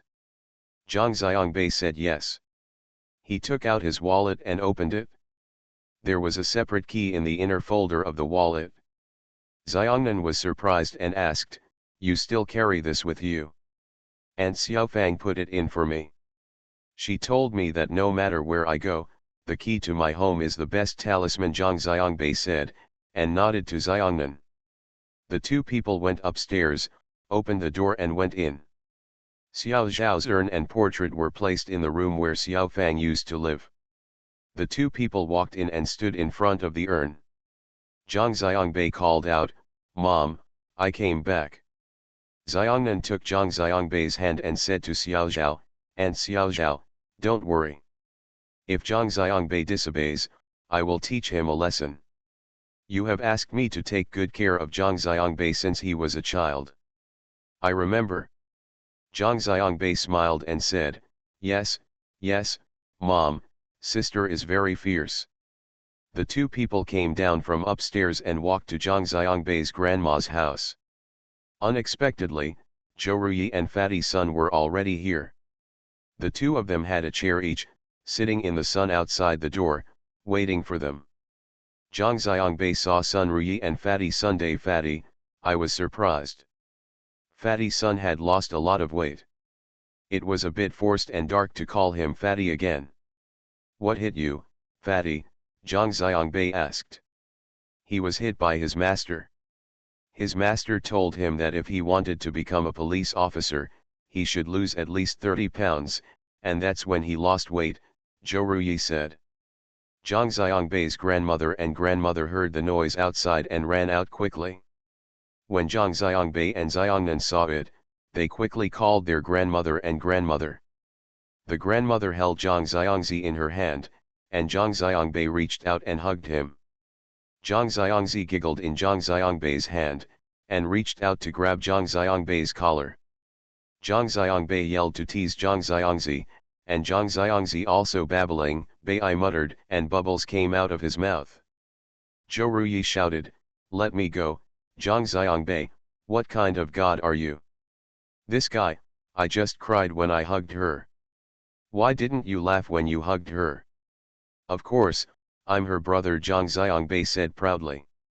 After hearing this, Xiangnan became curious and said, "I'll give it a try." Zhang Xiangbei gave Zhang Xiangzi to Xiangnan and held her in his hands. Zhang Xiangzi still giggled. Xiangnan kissed her on the cheek. The more she kissed Zhang Xiangzi, the happier she laughed. Zhou Ruyi was not convinced and shouted, "I don't believe it anymore." When she came over, she took Zhang Xiangzi from Xiangnan's hand. Zhang Xiangzi burst into tears. Zhou Ruyi's face turned green and she quickly returned her to Xiangnan. As soon as Zhang Xiangzi was in Xiangnan's hand, she cried, and the others laughed. Zhou Ruyi said, "Okay, you are one family, Zhang Xiangzi, can I surrender?" Xiangnan said, "You forgot my name and her name. Can this be the same?" Sun Xiangyang and Zhou Ruyi said, "Yes, yes, they are from the same country. You can hug me. I will definitely not cry if you hug me." "Get out," Zhou Ruyi cursed. The two land reclamation warriors went to Peach Blossom Spring and have not returned yet. Although it is still past 3 o'clock in the afternoon, Grandma and Grandma have already started preparing dinner. It is no wonder that there must be many people at home having dinner tonight. Zhang Xiangbei went in and took out 2 chairs and gave one to Xiangnan. The 4 of them took Zhang Xiangzi and chatted outside while basking in the sun. Zhang Xiangbei asked Fatty Sun how it was like interning at the police station. Fatty Sun said, "Not bad. This guy has done a great job and caught 2 thieves," Zhou Ruyi said. "No way, you are so brave, Fatty," Zhang Xiangbei asked, and Fatty Sun smiled. Zhang Xiangbei thought this guy's smile was a bit weird, so he asked, "Where did you catch him? With your size, you can't catch a chicken, so how can you catch up with a thief? Don't underestimate him." "The thief resisted and was knocked down by him," Zhou Ruyi said. "I caught those 2 guys in an internet cafe and stole the wallets of several girls." "Is it Sci-fi internet cafe?" Zhang Xiangbei asked. Zhou Ruyi said, "Hey, how do you know?" "How could I not know?" Zhang Xiangbei snorted. "Ask Fatty, how many years have they been traveling across the world? There are a few habitual thieves in Sci-fi internet cafe." When Zhang Xiangbei and Sun Xiangyang went to play games, they knew that these people were thieves. They just took the attitude that more things are worse than less things, so they did not provoke them and only looked after themselves. These guys generally don't attack the old customers of internet cafes, but they are not polite to new customers, especially girls. Fatty Sun must have gone to the police station for an internship. He was eager to make meritorious deeds but couldn't find an opportunity to make meritorious deeds, so he thought of his old territory, went there to ambush and captured these little thieves. Zhang Xiangbei looked at Fatty Sunday. Fatty Sun turned a little red when he saw through it, and said to Nan, "Okay, no matter what, it's all about eliminating harm for the people." "Well done to you, fat man. What about you, how are you in that coin museum?" Zhang Xiangbei asked Zhou Ruyi. "How am I doing? My life is full of sunshine, so brilliant," Zhou Ruyi said. "I go to work every day, and when I look at the ancient coins with green fur in the glass display cabinet, I feel like my whole body is also growing green." "Mao, when did you put me on display inside?" "Thank you to Lao Chentang, the little brother who eats fish, Yuan Wang, 2 fishes, and reading books every day. Thank you Tiger King Xiuqiangui, Zhao 1017, Wang Lu, Zhou Xin Yan Yu, Zipazai, Lulu 6717 P11, the little brother who eats fish, Luoluo Wuchen 1 flower 1 world, happy every year, Hu Hu, Dong Long Dong, Deji Lao, Mike, Yunlong Frogfish, Fantasy in the Wind, Yiju, Cowboy Grandpa, Guzio Kyokiu, Chenbei's Hidian, administrator on the 3rd floor of the library, looking at the plum blossoms and being thirst, void and broken dreams, wind in my ear, LW. Norvi, sinful orchid finger, flower open monthly passes for Fugui, Wu family courtyard, Yuanxiang, Kingbo, Qianqianba, Zipanjiang 1, and book friends 2018052311285765. Thanks for all the votes and reading. I wish you all good health. The Pentium Era, South to North. Author, Mei Xiniang. Chapter 1809. When it was almost time for dinner, the first person to arrive was Xiaoshu. Xiaoshu arrived with Gan Xiangdong in his arms. When Gan Xiangdong saw Xiangnan, he called his sister and wanted to hug Xiangnan. He ignored Zhang Xiangbei. Cursed. "Gan Xiangdong, are you mistaken? I am your real brother." Gan Xiangdong rolled his eyes at him and said disdainfully, "I want to play with my beautiful sister, not you." "Little pervert," Zhang Xiangbei cursed, and everyone laughed. Xiangnan was still holding Zhang Xiangzi in her arms. Gan Xiangdong asked her to hug her. She wanted to hand Zhang Xiangzi to Zhang Xiangbei and hug Gan Xiangdong herself. Unexpectedly, Zhang Xiangzi seemed to know her intention and burst into tears with a loud wow. He held on to Xiangnan's clothes tightly, where Gan Xiangdong saw that Xiang Nan didn't hug him, and started to cry. Zhou Ruyi gloated and said, "Okay, east, west, north, south, now the war between the four countries has begun. Come on, the fiercer the war, the better." Zhang Xiangbei hugged Gan Xiangdong from Xiashu, and said to him with a tigerish face, "Don't cry, we are boys, we have to let our sisters, do you understand? It's too embarrassing for you. If you cry again, I will spank you, got it?" Gan Xiangdong was frightened by Zhang Xiangbei. He looked at Zhang Xiangbei with his mouth flattened and his cheeks puffed up. There were tears in his eyes, but he did not dare to say anything. Two land reclamation warriors came back next, and they brought back a basket of various vegetables harvested from the vegetable field. When Zhang Xiangbei saw it, he handed Gan Xiangdong to Zhou Ruyi, and he called his grandfather and grandpa to come over. Zhang Xiangbei took the basket from their hands and put it on the ground. He rummaged through the basket and asked questions. Two land reclamation warriors also squatted down and answered Zhang Xiangbei's questions. The three people gathered around the baskets of vegetables, and discussed growing vegetables. Xiashu looked at these three people and asked Xiangnan and the others, "Do they look like three old farmers?" Several people laughed. Zhang Chen's mother came out, saw them, and shouted loudly, "We are just waiting for your food. You are back and you haven't sent it to me. Why are you squatting here?" "They are exchanging vegetable growing techniques," Sun Xiangyang said. The two land reclamation warriors and Zhang Xiangbei both laughed. Zhang Chen's mother took a wash basin at the door, walked over, picked the vegetables she needed from the basket, and then came back with a basin full of vegetables and called to Xiangnan Road. "Grandma, let me help you wash the vegetables." No, just bring Zixi and Dong Dong." Tan Shahen and Yao Fen came next, and Zhang Chen, Xiao Fang, and Lu Yun came back last. Xiao was in Zhang Chen's office in the afternoon. He heard that Zhang Xiangbei was back and came to have dinner with him. When Zhang Xiangbei saw Lu Yun, he quickly called her godmother and together with Fatty Sun called Xiao master.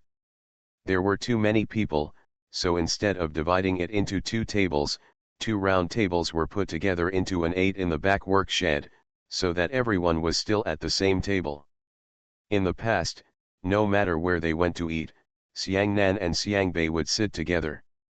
Today, in order to avoid suspicion, the two people separated. Zhou Ruyi and Sun Xiangyang sat together, with Xiangnan and Xiangbei sitting on either side of them. Xiangnan stayed in Hangzhou for one night and returned to Yongcheng early the next morning. Zhang Xiangbei did not go to Yongcheng with Xiangnan. This was explained to Xiangnan. Xiangnan asked him to stay with his grandma and grandma at home for a few more days before allowing him to go to Yongcheng. Zhang Xiangbei had to hold Zhang Xiangzi in his arms every morning. "Accompanied my grandma and grandma to visit the wholesale market and vegetable market, and in the afternoon I followed two pioneers to the peach blossom spring." After 4 days in Hangzhou, even Zhang Chen and Xiao Fang were surprised. During dinner, Xiao Fang asked Zhang Xiangbei, "Bei, are you having trouble with Nanan?" "No," Zhang Xiangbei said. "Then when you came back this time, why didn't you go to Yongcheng to find Nanan?" Xiao Fang said. As soon as Xiao Fang said it, other people also felt something was strange and looked at Zhang Xiangbei. Zhang Xiangbei quickly followed suit and said, "I'll go tomorrow. I went to learn more. Xiangnan is only 1 year older than you, but now the entire theater troupe and Yongcheng Center, with more than 500 employees, are managed in an orderly manner," Zhang Chen and Zhang Xiangbei said. Zhang Xiangbei said, "Oh." Xiao Fang nodded and said approvingly, "Nanan is not a management student yet. She has to work and explore on her own. It's not easy. We Nanan have been very capable since childhood," Zhang Chen's mother also said from the side. The next day, Zhang Xiangbei drove his old Buick and rushed to Yongcheng. When he walked into Xiangnan's office, he looked outside the door and asked him in a low voice, You came here in such a hurry, didn't you reveal your secret? Zhang Xiangbei said, if I stay at home any longer, the secret will be revealed. Zhang Xiangbei told Xiangnan what happened at dinner last night, and Xiangnan laughed. Zhang Xiangbei saw an English invitation letter on Xiangnan's table, which they were going to send to foreign art groups. Zhang Xiangbei looked at it for a while and asked, who wrote this invitation letter to you? What's wrong with the English teacher at Yongcheng Middle School? It's all grammatical errors. How can you post something like this and not be laughed at? Zhang Xiangbei said. Xiang Nan was startled, no way. Have you sent it to Aunt Xiaofang to read? Definitely not. If she had read it, she would tell you, Zhang Xiangbei said. Aunt Xiaofang is so busy, how can I have the nerve to disturb her? Xiangnan said, no, Zhang Xiangbei, this teacher is an English authority in Yongcheng. Even when foreigners come to the city, the mayor will ask him to be a translator. What's the use? The mayor doesn't understand English. If he translates it wrong, the guest will point out his mistake on the spot, Zhang Xiangbei said. Besides, spoken language and written language are two different things. Illiterate people can also be interpreters. As long as he speaks two languages. Zhang Xiangbei picked up the pen in Xiangnan's pen holder and said to Xiangnan, give me paper. Xiangnan took a stack of A4 paper and gave it to Zhang Xiangbei. Zhang Xiangbei started writing. After finishing writing, he handed it to Xiangnan and said, this is correct. Xiang Nan looked at it for a while and smiled, it sounds much better than before. Zhang Xiangbei, you can do it? Come on, help me look at the official website of our drama festival. The English version is also helped by this teacher. We do it. Xiang Nan opened the website and turned the computer screen to Zhang Xiangbei. Zhang Xiangbei looked at it and said, it's the same, we have to change it. Oops, Xiang Nan shouted, doesn't that mean all our English materials are wrong? I guess it's about the same, Zhang Xiangbei said. Zhang Xiangbei, I don't care, you have to help me change everything, otherwise, I will be embarrassed. Xiangnan said with a sad face. Zhang Xiangbei smiled and said, do I dare not to help you? Xiangnan giggled. She looked outside the door, leaned over, and kissed Zhang Xiangbei quickly.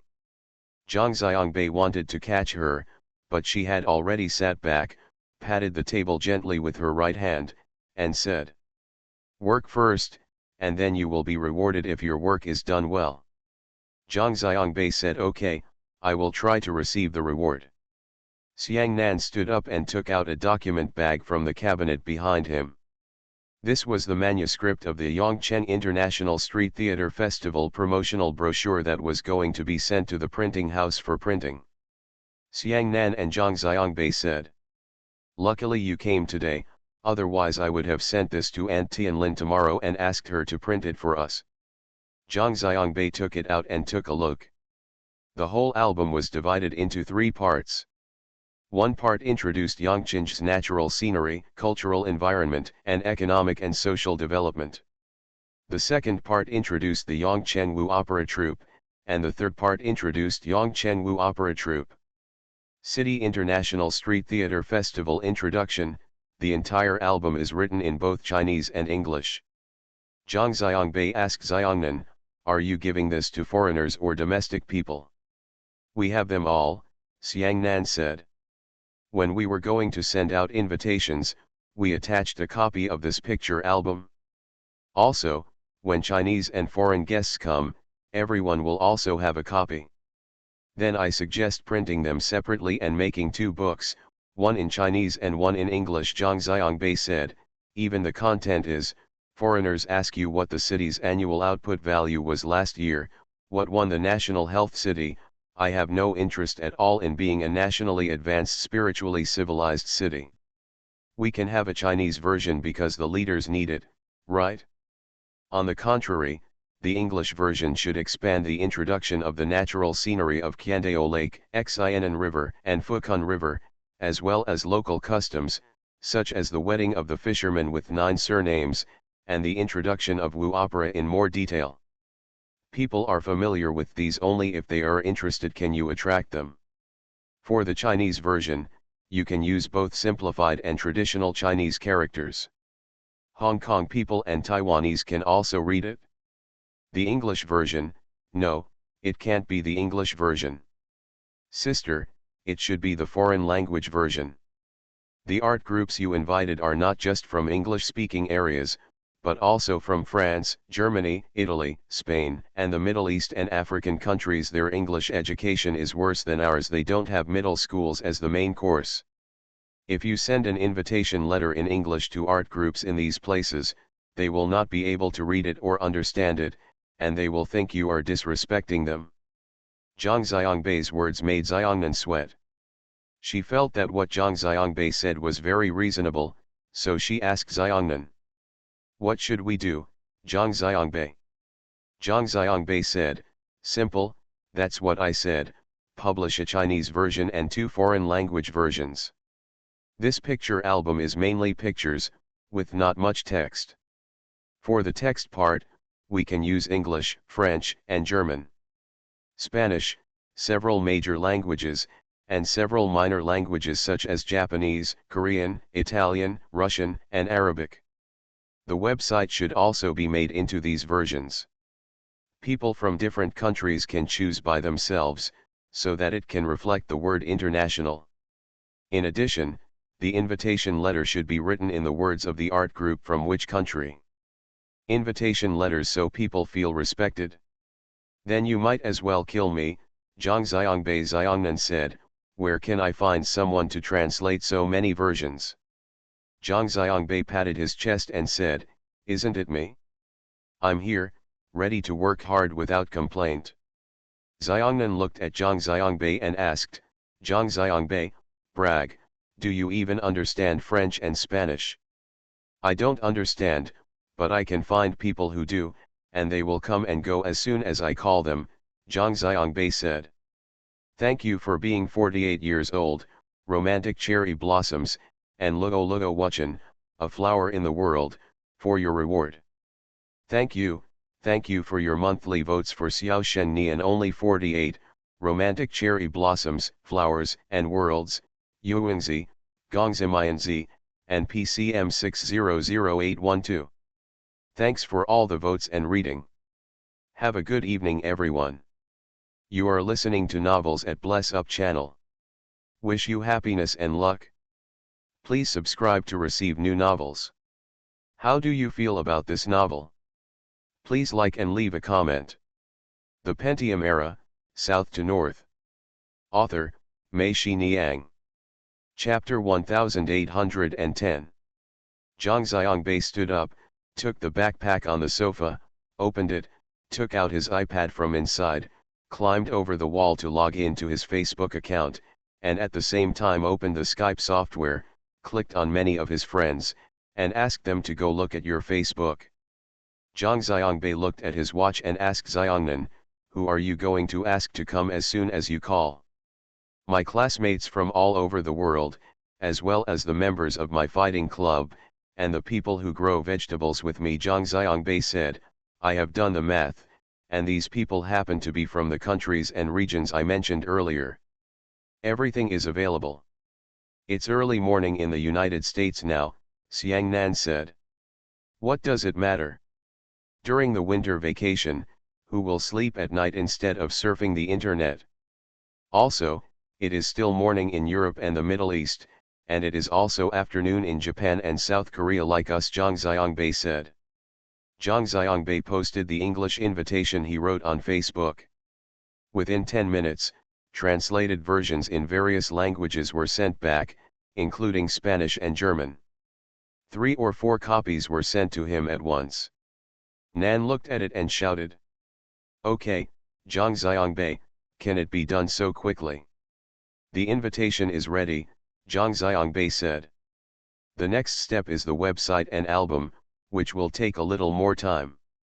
"Okay, Zhang Xiangbei, you will dedicate this holiday to our drama festival.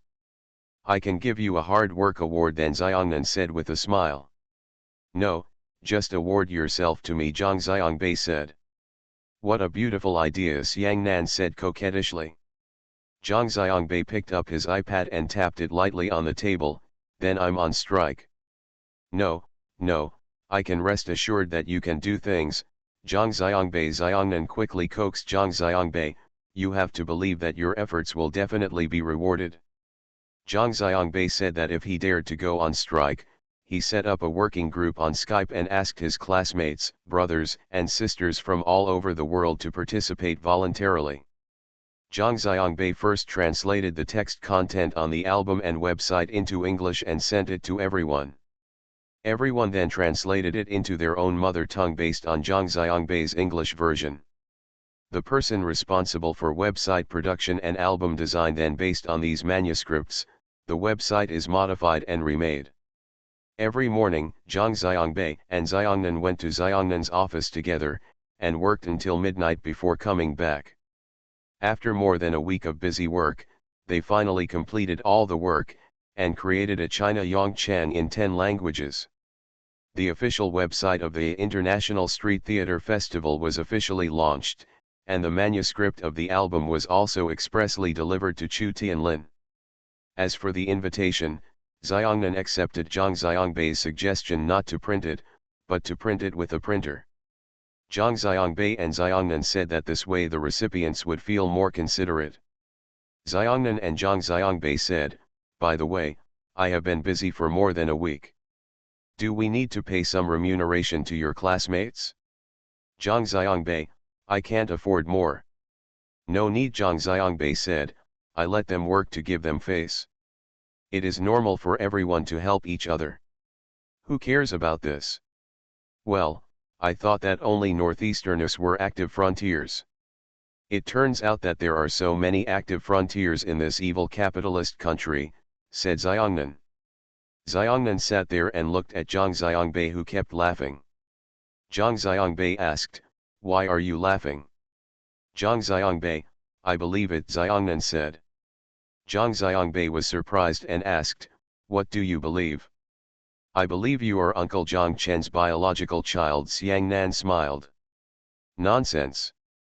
Really, Zhang Xiangbei, you are very similar to Uncle Zhang Chen. They are like this, that's it, Zhang Xiangbei. Xiangnan imitated Zhang Xiangbei's look and frowned slightly. He folded his hands on his chest, that's it? Then the thoughts and ideas came out one by one, and there were a lot of them. Tell me, is your father like this? Zhang Xiangbei also laughed. Everything was done, and today was the weekend again. Xiangnan stood up and said to Zhang Xiangbei, let's go. I promised you a reward. I'll treat you to a spicy fish pot. Zhang Xiangbei said yes, and the two stood up and were about to go out. Ding Yusong and Yin Tao came in from the outside, looked at them with a smile, looked at them southward, understood their purpose, and cursed. You can't see anyone when you're working. Why, now that the work is done, the freeloaders are here. The timing is really accurate. Yin Tao pointed at Ding Yusong and asked Xiang Nan, why are you pointing at him? He told me it was time, so I followed him, Yin Tao said. He controls the time, but it's you who comes up with the idea, right? Don't think I don't know, Xiang Nan said. Yin Tao giggled, don't we all understand what you are doing? I don't know Spanish or French, and my English is worse than an American pig. I only know Zhuji dialect. Do you want me to help? Do you want to create a Zhuji dialect website? Get out of here, Xiang Nan cursed. Ding Yusong said seriously, actually, we have been silently supporting you from behind. Your spiritual encouragement is priceless. Do you understand, boss? Zhang Xiangbei scolded, after all, he is the composer, and what he says is better than what he sings. Ding Yusong laughed heartily, how can you cheat someone into getting wine without nice words? That's so verbose, let's go together, Xiang Nan said. The four of them went downstairs and arrived at the parking lot. Xiangnan and Zhang Xiangbei said, drive your old Buick. Walking to Zhang Xiangbei's car, Xiangnan said, "I'll drive, you don't know the place." The four people got in the car and drove south. They passed the gate of the Yongcheng Party Committee and city government. They turned left at the intersection in front and drove straight ahead. They drove past the Yongcheng Detention Center. After passing the detention center, the cement under the car was the road also disappeared and was instead a mountain road paved with gravel. Only then did Zhang Xiangbei know why Xiangnan drove his old Buick instead of her BMW. This road is somewhat difficult to walk. As we continue to drive south into the COL, the houses on both sides become increasingly sparse and sparse. They are all built on the hillsides on both sides. At the end of the drive, there is a big uphill slope. If you step on the accelerator to the south, the car roars up. After going up, there is an open space, and behind the open space is a two-story building. Parking the car in the south, Zhang Xiangbei saw a lot of cars parked here. From the noisy sounds and complex smells wafting from the house, Zhang Xiangbei knew that this was a hotel, but strangely, this hotel there's not even a signboard. The layout of the whole house is not that of a hotel, but that of an ordinary residential building. After entering the door, there is the front of the hall. There is a cashier in front of the hall. On both sides of the door, there is a long sofa on one side. There are people sitting here. Eat melon seeds while waiting for someone. Xiangnan and Ding Yusong were obviously regular customers here. The proprietress behind the cashier stood up when she saw them coming and said to Xiangnan, "Are you here?" Xiangnan smiled at her, "Here he comes." "Number 3 on the second floor," the landlady said. After Xiangnan said yes, the landlady shouted, and immediately a young man ran out from the side door in front of the hall. When he saw Xiangnan and the others, he grinned and said, "Here." Xiangnan nodded. The young man led them to the back, where there were stairs leading upstairs. The young man did not go upstairs, but continued to walk towards a door at the back. When he opened the door, there was a yard outside. On one side of the yard, there was a temporary add-on room. The building is full of heat, pots and spoons are clanging, it is the kitchen of this hotel. On the other side is a row of terrazzo pools. A woman is standing there washing vegetables, while another is scraping fish scales with the back of a knife. The young man led them and continued walking towards the foot of the mountain. They came to a square pond built with stones, about 5 or 6 square meters in size. The pond was about 2 meters deep. The water in the pond was very shallow. At one bottom, the water is a mountain spring flowing from the mountain behind. There are dozens of half-meter-long fat-headed fish swimming in the pond. The young man picked up a net with a long wooden handle by the pond and asked Xiangnan, "Which one do you want?" Several people stood and pointed, and after confirming the largest one, Xiangnan said, "That's the one." "Okay." The young man picked up the net and slowly approached the fish. The fish didn't notice it at all and was still swimming freely. When the net was almost close to the water, the young man leaned forward, suddenly straightened his arms, and flicked his wrist. Shaking, the net fell into the water with a snap. The fish in the pond shook their bodies and jumped away. Zhang Xiangbei watched the young man leaning forward, almost falling into the pond. Just as he was about to exclaim, the young man's body bounced back like a bent bamboo. He fell back, holding the gun in his hand. When he lifted the net, he already had the fish in his head, and then squatted down. With a high sound, he caught a big fish weighing 7 or 8 kilograms, still struggling in the net. "Okay, let's go up," Xiangnan said. The four people went upstairs. At the top of the stairs was a corridor. Outside the corridor was the open space and the mountain road they came in. On this side of the corridor, there were 5 rooms. They walked to the 3rd room. In the room the light is on and the door is closed. Pushing the door open, there was a round table inside. In the middle of the table, there was a single head gas stove. Under the table, there was a liquefied gas cylinder, and a rubber tube passed through the tabletop and was connected to the gas stove above.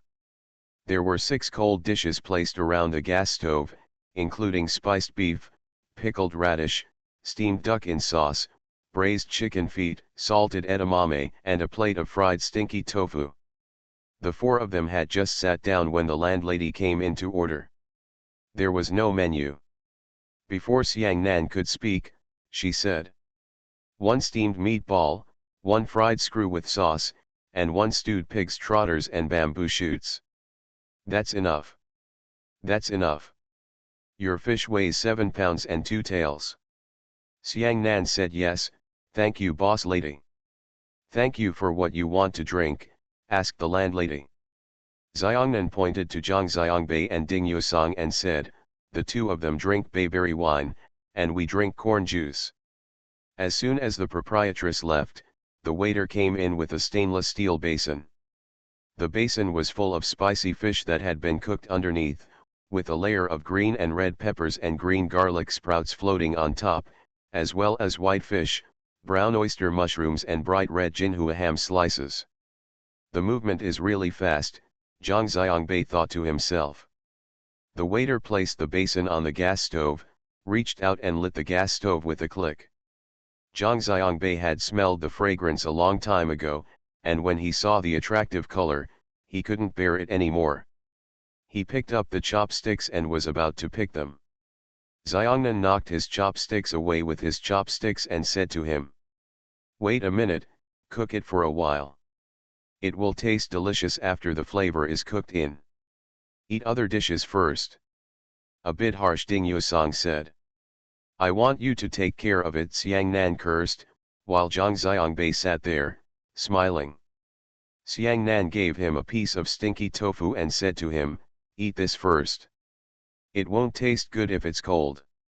Thank you to Quadratic VC, 2 fish 1 up and 2 fishes, and reading books every day for your rewards.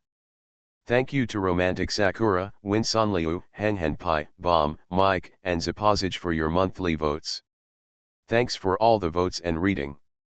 I wish you all good health. The Pentium Era, South to North. Author, Mei Shi Niang.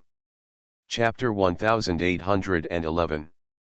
When Xiang Nan and Zhang Xiangbei returned home after dinner, it was not yet 9 o'clock. After taking a shower, the 2 walked to the living room and unexpectedly found that Lao Tan and Mrs. Tan had gone back to their room to sleep early. In the past, at this time, the 2 of them would stay in the living room and watch TV until about 10 o'clock in the evening before going back to the room to sleep. Xiangnan understood that Grandpa and Grandma knew that Zhang Xiangbei would return to Hangzhou the day after tomorrow and the United States the day after tomorrow, so they were making room for them. Zhang Xiangbei seemed to understand. He looked at Xiang Nan and opened his mouth without making a sound, but Xiang Nan could see that he was asking, "Do they know?" Xiang Nan shook her head. She shook her head not to say that they didn't know, but to say that she didn't know whether they knew or not. The 2 of them had evil intentions, but they were a bit guilty. They were too embarrassed to go to Xiangnan's room, and they were too embarrassed to go to Zhang Xiangbei's room. They could only sit in the living room, just sitting like this, and they were worried that their grandparents would suddenly come out, so he didn't dare to sit too close, so he could only keep a certain distance, but his hands were hooked together, feeling indescribably awkward. Both Xiang Nan and Zhang Xiangbei felt that their grandparents were a little different this time. Not only were they particularly enthusiastic about Zhang Xiangbei, but they also rushed them into the room whenever they had the chance. The more they rushed, the harder Xiang Nan got. Xiangbei felt even more embarrassed and hesitated to enter the room. Just like now, they feel that they have given up space to their 2 children. Instead, the 2 children feel an invisible pressure and feel that the space is even tighter. From time to time, they look at the closed door of the grandpa and grandma's room and feel that there are 2 pairs of alert eyes and ears behind. Xiangnan looked at Zhang Xiangbei, frowned, and shook his head with a wry smile. Zhang Xiangbei smiled softly, and Xiangnan cursed, "You're laughing." Zhang Xiangbei chuckled, and the man came closer, while Xiangnan quickly hid away. Xiangnan stood up and whispered to Zhang Xiangbei, "Shall we go out?" Zhang Xiangbei agreed that since he couldn't go inside the room, he would have more space when he went out. Zhang Xiangbei also stood up, and the two of them walked out. The door clicked and closed behind them. As soon as the two of them left, Lao Tan and Mrs. Tan came out of the room.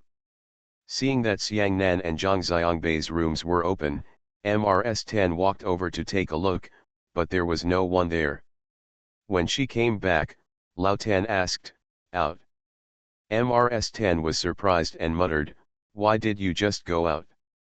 "There are so many things to do in the group, so I must have to work overtime," Lao Tan said. The two of them sat down on the sofa, turned on the TV, and started watching. Xiangnan and Xiangbei guessed right. Lao Tan and Mrs. Tan were indeed making space for them. In comparison, the two of them seemed more anxious than Zhang Chen's mother. Mrs. Tan had told Tan Shahen countless times, when talking about Xiangnan and Xiangbei's affairs, Tan Shahen always smiled and said that they would have their own ideas about children's matters and let them go. "How can you let them go? Zhen Zhen, go and talk to Chen Chen. Nanan and Bai Bei are a perfect match. We both like them very much," Mrs. Tan said. Tan Shahen continued to smile. "It's up to the two of them to feel that they are a perfect match. If they don't feel this way, they will still be stubborn. Why don't they feel it themselves? Look at these two people. Every time they are together, they never come out as soon as they get into the room. They have endless things to talk about together. No, no, no, no, Zhen Zhen, they are thin-skinned kids. I'm sorry to break the window paper, you parents can't do this, you have to go and talk to Chen Chen," Mrs. Tan said. "How should I tell Zhang Chen?" Tan Shahen asked. "I'll go and tell him, 'Zhang Chen, can I give my daughter to your son?'" "Haha, I can't say that." Mrs. Tan rolled her eyes at Tan Shahen. Privately, when Mrs. Tan and Lao Tan were together, the two of them did not say anything on the surface, but in fact they were self-examination in their hearts. They felt that when their daughter was young, she was meddling in things by herself and was not allowed to do this or that. As a result, Tan Shahen's life is in a mess. "Even though I have a successful career, I am still single. What's the use of having a successful career?" The two of them still said they were unforgiving, but in their hearts they felt sorry for their daughter. When it came to their granddaughter, they went to an extreme and wanted to promote good things for her early on, hoping that she would not have the same bad fate as her mother. There is a family in the land, and they can also take Nanan's children early. Zhang Xiangbei has lived in their home since he was a child. They have watched him grow up, just like their own grandchildren, including Zhang Chen and Xiao Fang. They all see it. The two old people feel that no matter what they think, there is nothing better than the two of them together. Especially now, what makes them a little worried is that Zhang Xiangbei is still studying in school and the environment is relatively simple, but Xiangnan is now in charge of such a large Yongcheng center and has to be outside every day. Socializing, contacting so many people, the people outside are so complicated nowadays, what kind of people are not there? Based on Xiangnan's appearance, talent, and her conditions, Lao Tan and Mrs. Tan determined that there must be many people in society who have ideas for Xiangnan. Xiangnan was still a child after all. If she was confused for a moment, she would be killed by that person. If you hook up with a shady person, it will be too late by then, so they hope that Xiangnan and Xiangbei can settle their relationship as soon as possible. Mrs. Tan wanted to call Zhang Chen's mother several times to find out what she was saying, but she was too embarrassed to do so because of her face. She was still a woman, so there was no reason for a woman to pursue a man. She originally counted on Tan Shahen, but she didn't.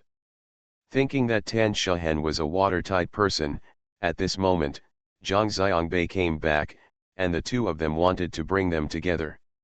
Helpless, these two people went out early and came back late every day. When they came back, Lao Tan and MRS Tan were already asleep. They didn't know how they were doing. When they were outside, Lao Tan and the others didn't even know how they were doing. It was rare to come back early today, so Lao Tan and MRS Tan hid in the room to see what tricks they had up their sleeves. Unexpectedly, they went out again. "Oh, I really have endless worries," MRS Tan sighed. "Nan Nan doesn't have a boyfriend yet. I'm in the troupe every day and I know that besides Bebe, Nan Nan has never been so close to any other man. I think we are just worrying about it. The two of them, maybe it's already healed, we don't know yet," Lao Tan said. "It would be great if that's the case," MRS Tan said. "By the way, where is the Taiwanese?" "How about the Taiwanese?" "It's okay. I don't come here much now. I heard that they went back to Taiwan. Nanan and the others went to Taiwan to perform this time, and the two of them had nothing to do. Think about it, there are so many people in the troupe going together, if they have the matter has already spread," Lao Tan said. "That's good," MRS Tan nodded happily. Driving south, she pursed her lips tightly and seemed to be angry. She didn't know who she was angry with. She drove the whole Xianan road to the end, and arrived under the big camphor tree in Lotongview. Going further, Yongcheng City the district ends, and then there is a road surrounded by mountains and rivers. We drove along this road and arrived at the Yongcheng Waterworks. Then we drove past and arrived at the Rainbow Trout Farm. We still didn't stop heading south, but continued driving inward. This road goes to the end and has three ends. One is the Xiananjiang Hydropower Station, the other is the Nongfushun Spring Water Plant, and the other is the Qiandao Lake Mazhuiyuan Cruise Terminal across the hydropower station. Going further from the Mazhuiyuan, you will reach Qiandao Lake. Road around the lake. Xiang Nan pressed down the car window a little, and the crisp river breeze from outside came in. It was a bit cold, but refreshing. There are very few vehicles on this road, even more so at night in winter. The dormitory area of the power plant is in Lotongview. Workers at the power plant like to take factory buses to work and rarely drive by themselves. There are no tourist buses that go to the cruise terminal at night. They drove all the way to Nan, passing only one commuter car from a power plant. Other than that, the road was empty. On the other side of the mountain COL in front, there was a bright light, cutting out the shadows of the mountains. Turning around the mountain COL, you can see the Xiananjiang hydropower station in front of you. Under the incandescent light, a high dam lies between the two mountains. There is a bridge 200 to 300 meters away from the dam. Turn left and cross this bridge to go to Nongfushun Spring Water Plant and Mazhuiyuan Wharf. I drove south and crossed the bridge. Instead of continuing forward, I turned right and continued driving in the direction of the hydropower station. After driving a few hundred meters, I arrived in front of a locked iron gate. Then I stopped the car and walked through the gate. Entering inside, there is a power transmission substation on the mountain here. When the two people got off the car, they could hear the buzzing sound of the power transmission substation. This place was very quiet at night. The two people walked to the riverside, stood behind the railing and looked not far away. The turbine generator of the hydropower station was running, and there was rapid water flowing out from under the dam. From them under the high protective embankment under the feet, the water flowed silently. From the outside, there is not a single human figure in the entire power station. It seems to have been abandoned, and it seems to be running automatically at high speed. The wind blows on the face. There is a fine mist in the wind here. If you lick it, it will be sweet. The two people look at each other and see that each other's faces are wet. The two people can't help hugging each other and kissing. With the street lights above their heads compressed their figures into one body under their feet. They stood here and hugged each other for a while. The moisture was very heavy and both of them were a little wet. They retreated to the car, but they still couldn't bear to separate. They continued to hug and kiss, and their whole bodies became hot. Xiongnan asked softly, "Do you want me, Zhang Xiangbei?" Zhang Xiangbei thought.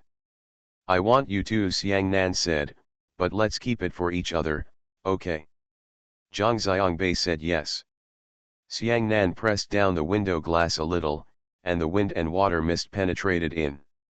The two people seemed to be breathless, laughed softly, and then hugged and kissed.